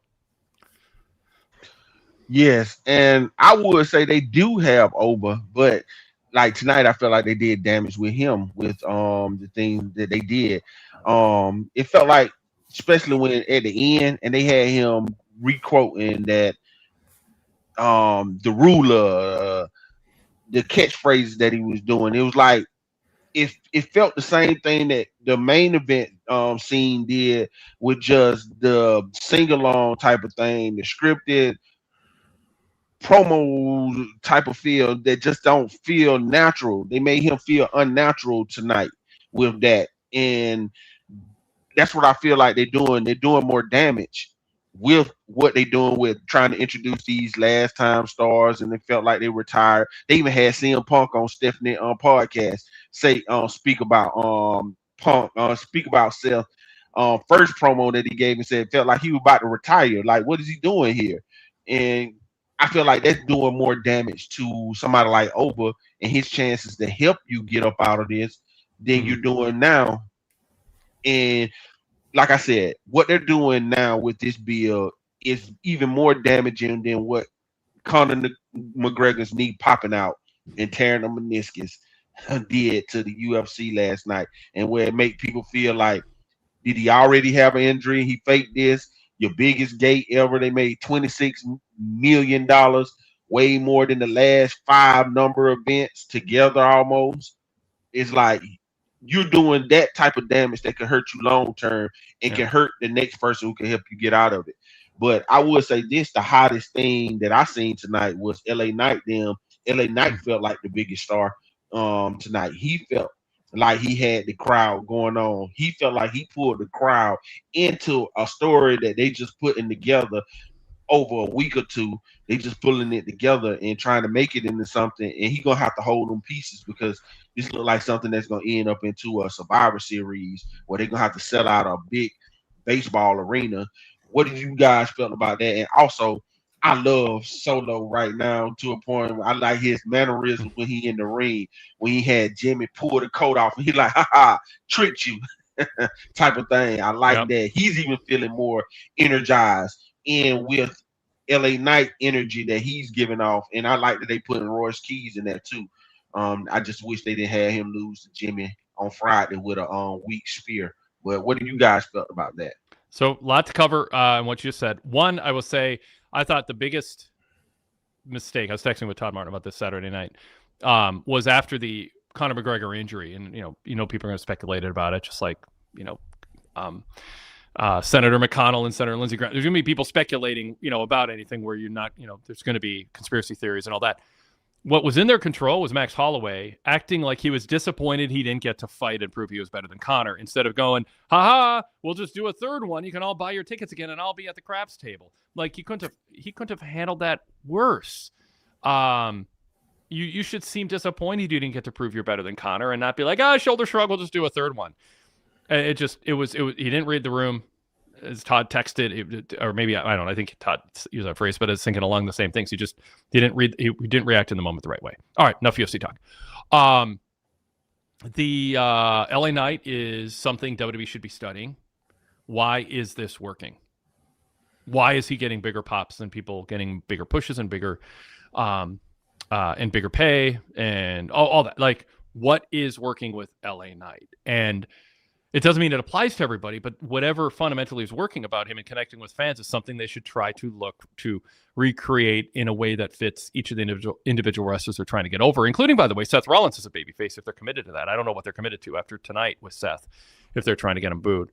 But LA Knight is over right now. Solo, I am torn on. I enjoy aspects of Solo, but when I see him, this is an awful mean comparison, but there's a Jinder Mahal-esque aspect to it where I feel like there's a little bit of him being overpushed, and he's part of angles that feel like they're getting a lot of TV time, but it feels like it's intended to be a bigger deal than it's landing. So I don't know what to do, because the things that I enjoy about Solo, I think he's good at a lot of things, but he still looks like a guy in a bright red suit with a silly haircut, pretending to be a main eventer, and he's just a notch short of it. And that is a cloud over everything he does. So it doesn't mean don't put him on TV or don't have him on the roster. I don't think he can be a top, like not a top, just a top guy. Like I think he's just a notch short of that. What do you think, Chris? What do you think of what they did tonight? LA Knight and Solo. Talking about both. Well, first, Solo, it reminded me last year when I went to see John Cena in a SmackDown that Solo main evented SummerSlam 2 years ago, and he's in a different place. That was in Cleveland. And how memorable were those main events with Solo? I mean, he's just he's not dynamic. I mean, he's not innately charismatic or dynamic as a personality. He's good at some things that Darrell is pointing out. Yeah, go ahead, Chris. I liked him when his the group he had with Tama Tonga and those guys. When it first started, like the first half of it, I thought I liked him in that role. Then I guess when they were trying to sort of break them apart, he wasn't as good. I feel like he's probably someone who's like a upper mid Carter who can be a certain role, but I was thinking with his family connections, they're going to give him every chance to be higher on the card. I just don't think that's the best place for him at this point. I mean, maybe he might get there. He's a young guy. He's fairly new to wrestling. He kind of got brought up pretty quickly. They tried to make him this sort of like, basically almost like what Jacob Fatu is now. They tried to make him like that. That wasn't the right role. Now they're trying to make him almost like he's a vigilante fighting against the bloodline, like the only family member. Not sure if that's the right role for him. LA Knight again. So real quick on Solo. Solo reminds me of the Territory days, Chris, where they didn't have a real top star, but they had somebody they were going with, and it just wasn't. Maybe it's an Al Perez World Class Championship Wrestling comparison is more fair than Jinder Mahal. If people want to Eric Embry. I thought of that, but that's too mean, and no. I mean, and actually, Eric Embry had some charisma, but there's something to that too. I mean, it crossed my mind for a reason, but like Al Perez was world class on the downfall. He looked the part. He had Gary Hart. It should have worked, but the bell rang. And the matches just weren't main event. And there just isn't that gravitas, that innate. It's the difference between Rey Mysterio and all these other Sin Caras and Dragon Lees and, just the whole lit. Like, there's just one Rey, and it's hard. It's as Conan told me once, Rey has the angel. The angel. That's the way he said that's the kind of Mexican term for charisma. Rey has the angel, and you can't fake it. You can't manufacture it. And Solo doesn't have it. Al Perez didn't have it. Jinder Mahal didn't have it. Eric Embry had something else. I don't know. That's a different category. But yeah, the chat is right. Solo is better than Jinder Mahal. Solo still hasn't had a single match at WrestleMania, says Derek. Sadler says, yeah, Solo's way better than Jinder. But Sean says Solo is much better than Jinder, but I see where you're trying to go with that. All right, Chris, back to you. I interrupted again. I'm sorry. I think LA Knight, a lot of it, simple. Like LA Knight has a cool factor. He's not been on the show for a long time. He has good catchphrases. He seems someone who's quick on his feet and good with the gab.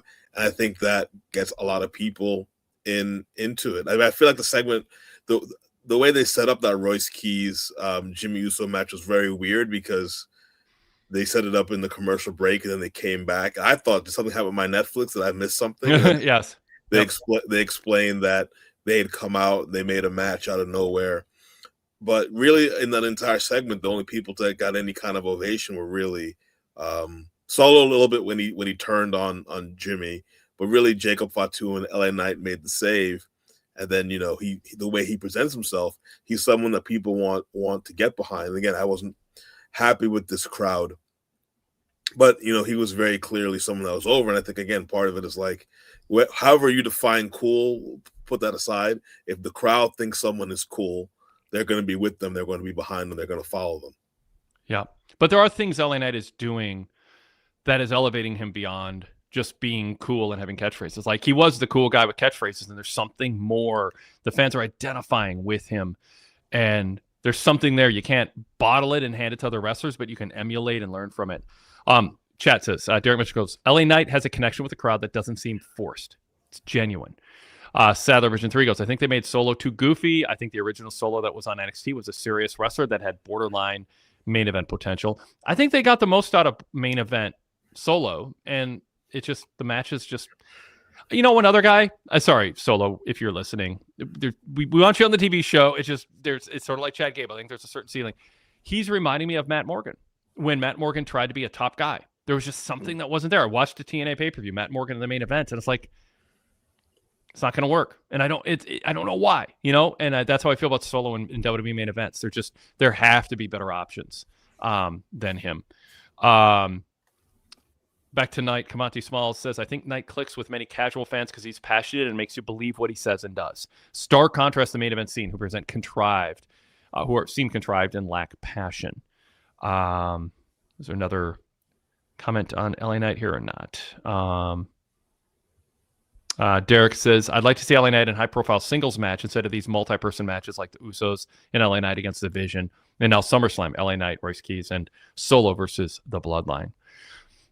Yeah, I mean, I think there's a ceiling on LA Knight too, but I'm not against him having a Sami Zayn-esque like moment, where he's the champ. Chris, you want to add anything, or should we go back to Darrell? We can go back to Darrell. Okay, go ahead, Darrell. I would say this one thing that y'all was saying about Seth in the main event, you can't say about LA Knight. LA Knight know who he is. When you see him walk to the ring, he show you who he is. When you see how he carry himself, he shows you who he is at all moments, and people are getting behind because they know who this guy is. They know who to believe, and they like what they see. They're attracted to what he's telling you, the information that he's giving you, the energy that he's pouring out on you. And another thing, I think what might win you over in a few weeks about Solo Wade is that they're not pushing him as a main event. They're pushing him as a counter or like a add-on to a story that he could be a positive piece in a good storyline, because I want to see how this personality that he's been crafting for a few months before WrestleMania and since the breaking up of the MFTs and even in the MFT group, how this interacts with someone like a LA Knight who's confident and know who he is. And let's see how this builds and put him, because he can be number 4. Because we were just talking about number 2s with Seth. Seth is a perennial number 2. Solo can be a number 4, number 5. He could be a role player. Yep. He could be a Robert Ory. He don't have to be, a Wemby or Ant-Man.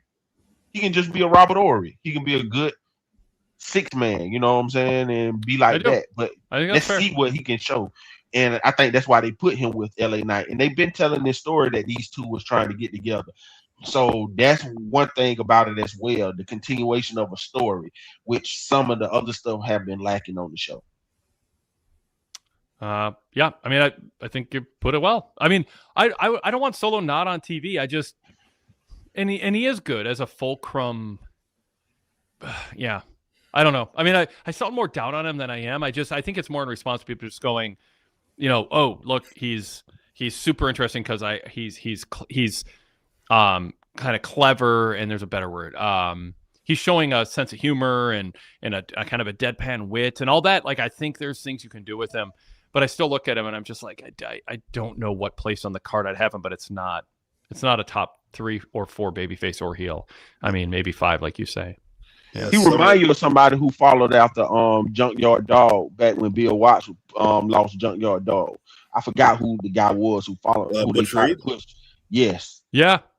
Yep. That's who he remind you of. And yeah, Bill Watts so badly wanted Butch Reed to be the next JYD, and you can't. I mean, it goes to what I have said for years. The next big thing is never a carbon copy, or a derivative of the previous top star. Like, you have to have something different because you'll be compared unfavorably to him.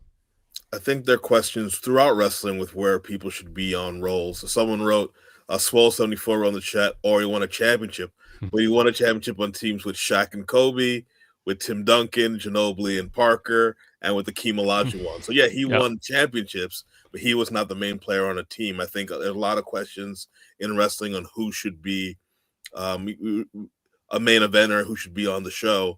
A lot of things like, again, referencing the Knicks, is the reason why they did so well is that people fit a certain role and they played well and came up in certain games. And I think that with wrestling, I think it's very important for any promotion of the bookers to actually spot the right people and put them in the right roles. Certain people should be a main eventer. Certain people should be in the mid card, and that's the best that they can do. And it's not that for any other kind of reason of like race or anything like that. That's been an issue why certain people haven't been pushed in wrestling. Not that case, just personality and connection with the crowd. And I think it's okay to be someone has a role on the show for a long time. Because again, Robert Horry had a very lengthy NBA career. He had certain players who play in the NBA for 15 years, but they're not, they're not going to make an all-star team, but they've had good careers. And there are a lot of people in wrestling like that. They just the bookers have to make sure they pick the right people for the right roles. As you're talking, I'm thinking what are kind of examples of that, and I'm thinking like Ron Garvin was overpushed as NWA champion, beating Ric Flair, but people liked Ron Garvin, but there was a pushback when he became the main event. Yeah. I was like a little kid, and I noticed that. I was like, yeah. Brian Adidas was a friend of the Von Erichs, but you couldn't headline with him. And Solo has more going for him than either of them, personality wise, and in this era of long TV shows, I would utilize him. So anyway, anything else you want to bring up, Terrell? I only have two more things. The one thing I would say is the vision. I didn't like what they did with the vision tonight with their interaction with Paul Heyman. And like they went back to something that you thought they corrected last week, even though he was big up in Maxine. But then now you have it turn it like him big up in Maxine was dissing Maxine to a point of saying that she need to be y'all manager. And now you're showing some type of jealousy instead of them trying to prove something to you. Mm-hmm. Because I felt like you had a group who you was potentially grooming to be a major heel force for somebody down the line, for maybe Oba to have to run through the group, maybe after he got the title or something like that, because you done built them big enough to maybe get heat, jump on Brock Lesnar after that match or something.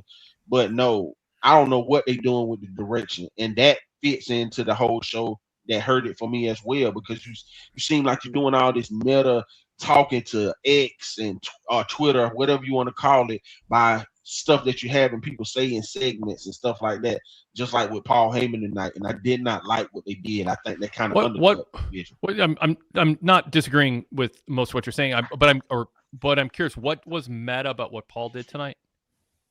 To me, how he was referring to, like, with Maxine, is talking about, okay, I'm proud of what you did, because if you need her, then why you need me? Because it seemed like he was responding to what people were saying about him talking about Maxine and big up on her, and how people were like, why is he doing that? Like, she just did such a thing.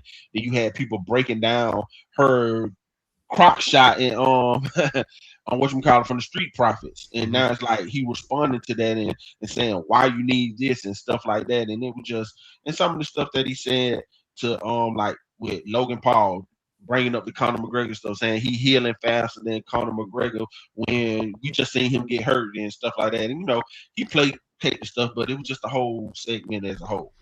So I thought this was a successful segment. I mean, the crowd heat was what heels should be judging themselves on. And Logan Paul, Braun Breaker, Austin Theory, and Maxine got heel heat. Yes. Maxine is good in that role. Going back to what Nick Barbetti did, he compared it to Shane Douglas and Francine. I think there's potential as a power couple here, and I think there's a dynamic that is working. And Austin Theory has a spring in his step that is different than it has been.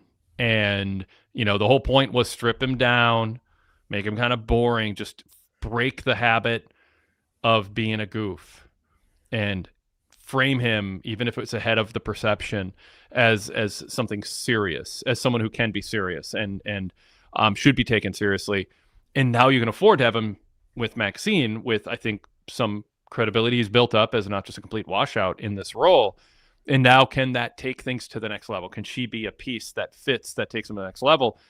And his body language, his facial reactions, when they cut away to him at ringside, and he just was soaking up what Tozawa was saying about him. I can't remember what the line was. It was like there's something there that's working with this. And I thought Otis and Tozawa, you can't do a lot with them, but people like them. And Maxine was mean Now we can say, why did Maxine pretend to be on their side, or sort of sympathizing with them and then turn on them? Did it happen in the moment, or was it pre-planned? And I haven't thought that through enough. It didn't come across to me as like it was a swerve for the sake of swerve. It was, let me string them along to be cruel, or I'm changing my mind at the last second. They're forcing me to make a call, and now I have to choose sides on choosing Austin. I think either of those work well enough for me that it wasn't like a fake swerve in a meta way. But I thought this segment worked. I think people want to see Otis and Tozawa take their best shot against Theory and Breaker.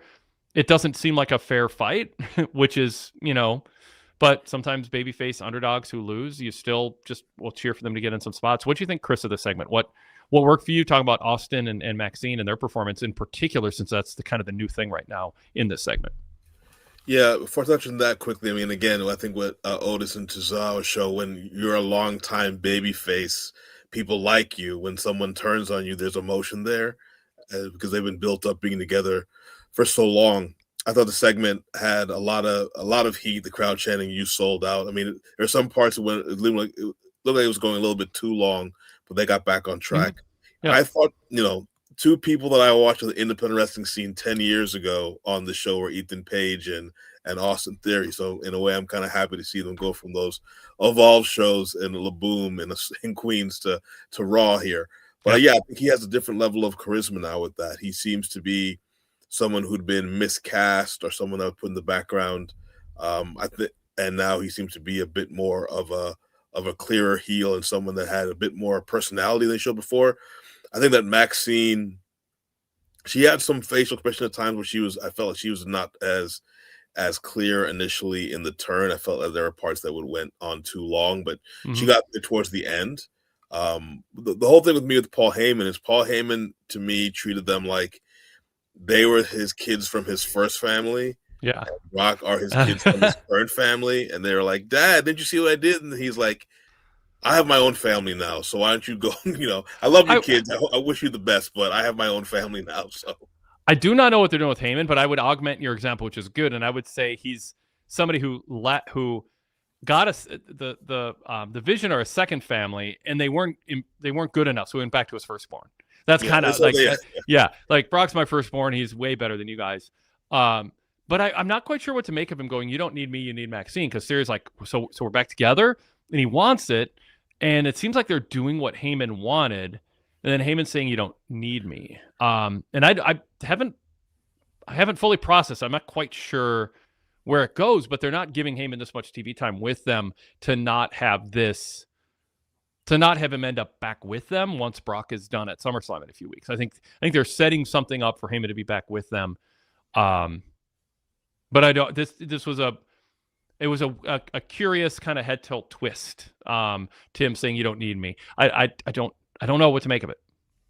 Yeah, I'm not sure. I did, but again, I like one of the reasons I like about this segment compared to a lot of other parts of the show is clear heels and faces. People were very mad that Otis and Tozawa were turned on, and yeah, they're not going to beat the Vision for the title, but they were like what people liked about plucky baby faces. Yeah, they're not as good, but they're going to try, and they might get beat. But you know what? Tozawa's going to dive on Braun Breaker, and Otis is going to get his shots in because they're like good people who are going to try their best, and the Vision are heels who are going to use a number advantage and act like jerks. And it's like, so when people always say things like, "Oh, pro wrestling old, this is what they did in the old days," this is example of something that still works today. It's very clear heels and faces, and the crowd was into that as much as they were into anything else on today's show. The fans were able to buy in because they were cruel to Otis. I mean, they were cruel. You think someone like you can get a girl like her? Like that was the tone. And you're just like these fans. You couldn't get so. I mean, that's a timeless heat generator. If you have Austin Theory's looks and personality, and you've got Maxine with her looks and personality, and you're just acting like that makes us better than you, and you're mean to Tozawa, who's a cartoonish but sympathetic figure, and Otis, who's somewhat cartoonish too, but a sympathetic figure. I don't know. I mean, I think it's fine. I don't. Yeah. I actually want to. While we have time, I want to bring this up because Derek Mitchell says it's interesting how Heyman has notably de-emphasized his praise for Braun lately. Logan's hurt. Logan Paul's hurt. But I think it hurts Braun Breaker to be standing around while this is all going on and not asserting any kind of leadership alpha role. Like I almost want to go back and relook at what Braun is doing as Heyman is kind of, checking the boxes of his approval or disapproval in these segments, especially because he seems more focused on Maxine and Theory because they're the new thing going on.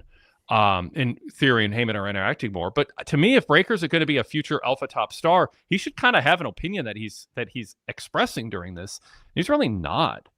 And if Southern Vision 3 goes, I hope when Bronson Reed comes back, Heyman reunites with him and Breaker, and they continue the OG vision. I like that trio together.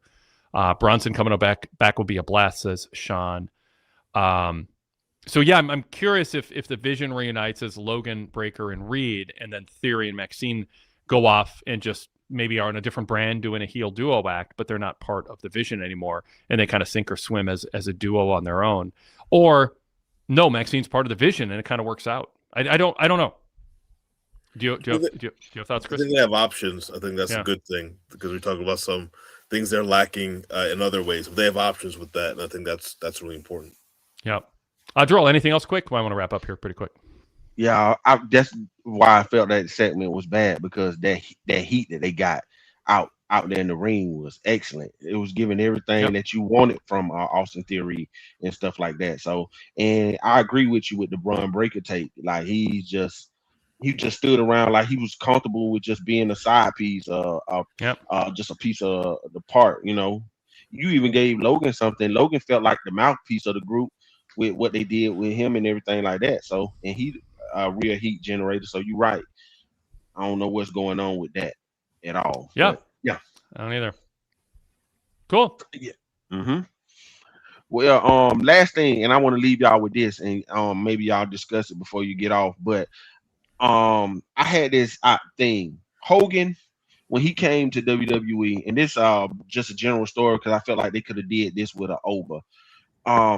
When Hogan first came into WWE, 6 months he won the title, and I don't think he had a long-term feud until he started feuding with Roddy Piper, and they used that feud to build the first, you might as well say the first two WrestleManias, which made WrestleMania, the Rock and Wrestling connection and all of that.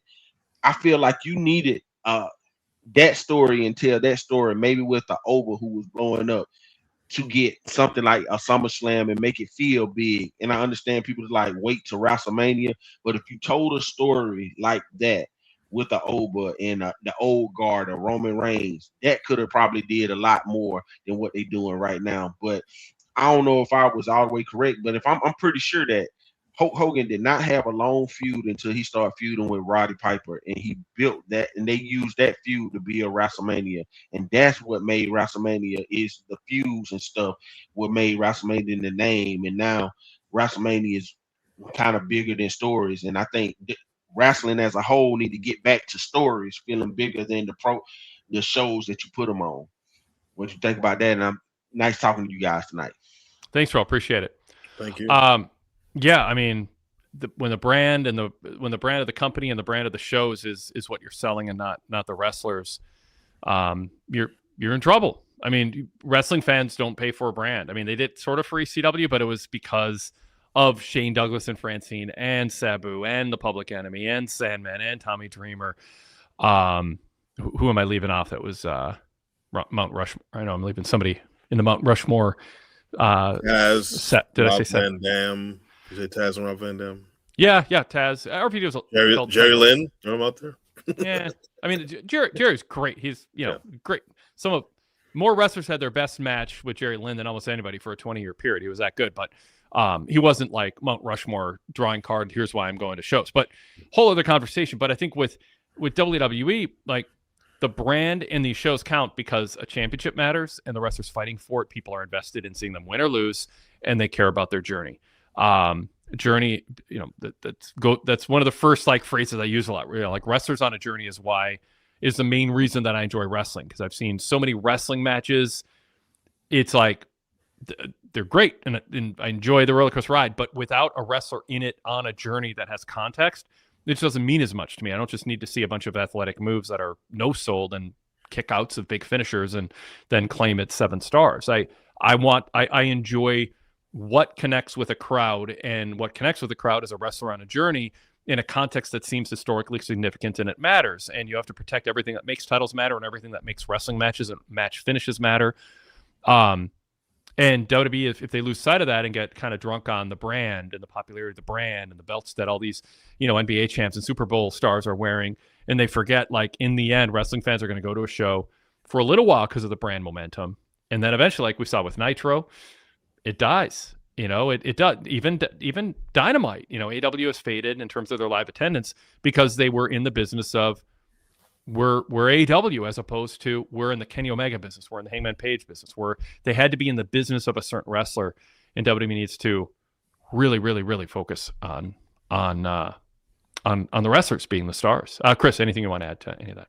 Yeah, I agree, and I think part of it is, even with, as I said, we cover independent wrestling, and the shows we enjoy the most are the ones with storylines built up. Sometimes we'll watch a show and they do a really good angle, and with Justin, I'll be like, "Oh, we got to cover that show next month because what they did on this show makes me want to see what happens next." Again, the show we're covering this week is because it's a long time feud. I think what WWE has to do is continue that and not just be a brand of like, isn't it great people are here. To Darrell's point, I think one of the issues where they can't do something like they did back in the 80s is that now wrestling is about having these 2-hour to 3-hour television shows every week, and I don't think you could have a world champion just not wrestle someone for a year, or at least have someone that's going to be between that and the pay-per-views, or PLEs, excuse me, a lot different than in the 80s, the way the TV schedule was. So hard to replicate that. When you start chasing revenue by expanding the ways you earn revenue, it's like the story about Netflix. Netflix wants people passively watching the network in the background with a linear channel that ads will run on because they're jealous of what Pluto and Roku TV are doing with that, and you lose sight of what you were at the beginning because now you start chasing money and you clutter up what your brand identity is, and people are rebelling against that. Spotify, it's like, oh no, it's social media, it's music videos, people want a music service for people who love music. It's a whole Russo thing, like, oh, wrestling fans don't want to watch wrestling. It's like, yeah, actually they do. They just don't want to watch wrestling booked by you because you don't believe in it, and it comes through in the product, and you're a terrible booker, and you don't actually like wrestling. That's like being a concert promoter, but you think people don't go to concerts to see music. They're there to see the screen in the background and the pyro and whatever. It's just like, it's nonsense. Go do something else then if you don't like pro wrestling.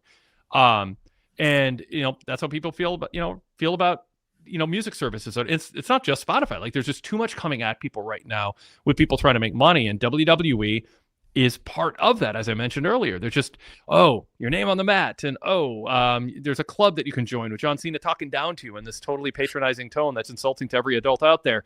And the ticket prices are abhorrent, and it's two events, and now we're adding, Raw is almost 3 hours tonight, and SmackDown is 3 hours when it's not true. It's like, it feels like a money grab, and it's not. You don't do it for the art of it. You don't have to do it for the art of it, but you have to pretend really well you're doing it for the art of it. Yeah, and WWE's not even pretending. None of these big corporate, talking about NBA, NFL, FIFA World Cup, none of them are in it for the love of the game. They're in it to make as much money as possible. That is the joy of capitalism. But the key is to not make it very clear that's all you care about. I think other entities do a lot better job of not making it clear that they're just solely focused on money. 100%. Yeah. Derek Mitchell had a super chat. Thank you, Derek. Roman's next Raw appearance is July 27th in the Intuit Dome in California. So next week, no Roman. We get him the week after. So it'll just be Seth next week because he can't skip Raw. He can't be the guy who shows up at every show and then miss a show. He can't do that anymore. I wanted to bring up Bayley and Lyra. What do you think of the new Lyra? What do you think of how Bayley handled that situation tonight? I mean, Lyra, it looked disheveled. To me, it was sort of like, in my mind, it didn't make sense that the Bayley character didn't like say that to her. Like, you're talking to me all this stuff, but like, look at you, like, you need help. Like, why are you worrying about me and whether I have lost tag team partners where you look like you haven't showered in a week?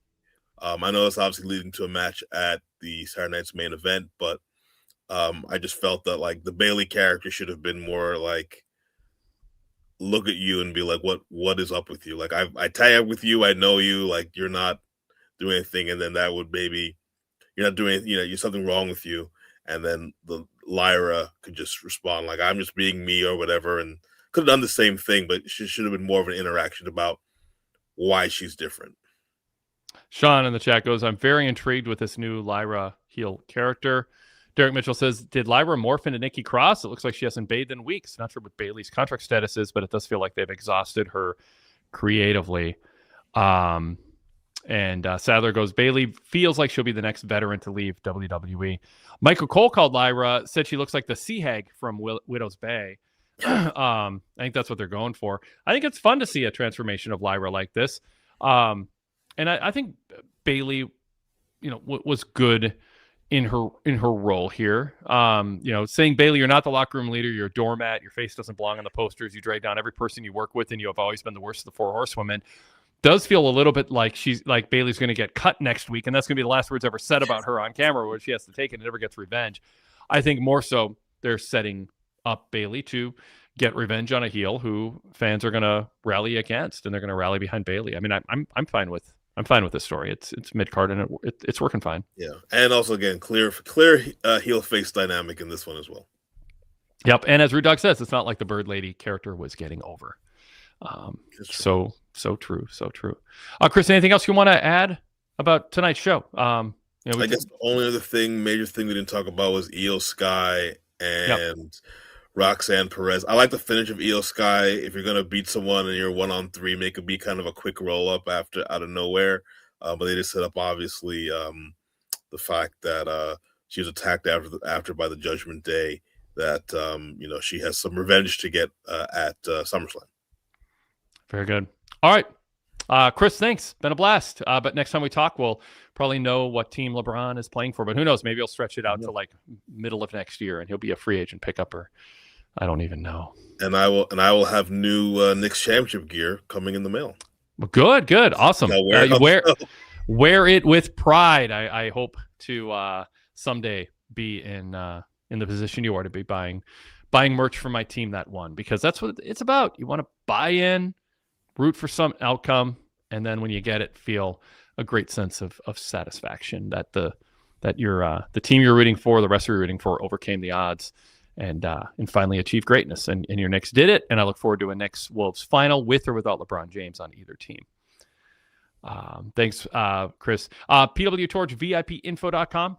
PWTorch VIPinfo.com. Check out details on VIP membership. If you like what we do, you stuck with us for a couple hours here, I think you'll really like the benefits of VIP membership. And if you feel good about supporting a small family business, not corporate owned, no AI, we're not chasing SEO stuff, we're not manufacturing controversy, we're just trying to present an intelligent adult analysis of professional wrestling. And that's been our approach all along.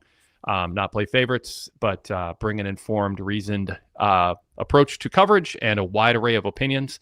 If you appreciate that, support us, and that will help us keep doing what we're doing. PWTorch VIPinfo.com.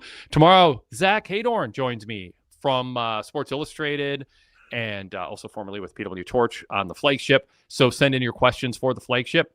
Wade Keller podcast at gmail.com. Thanks everybody in the chat, and thanks to our callers, and we'll talk to you all next time.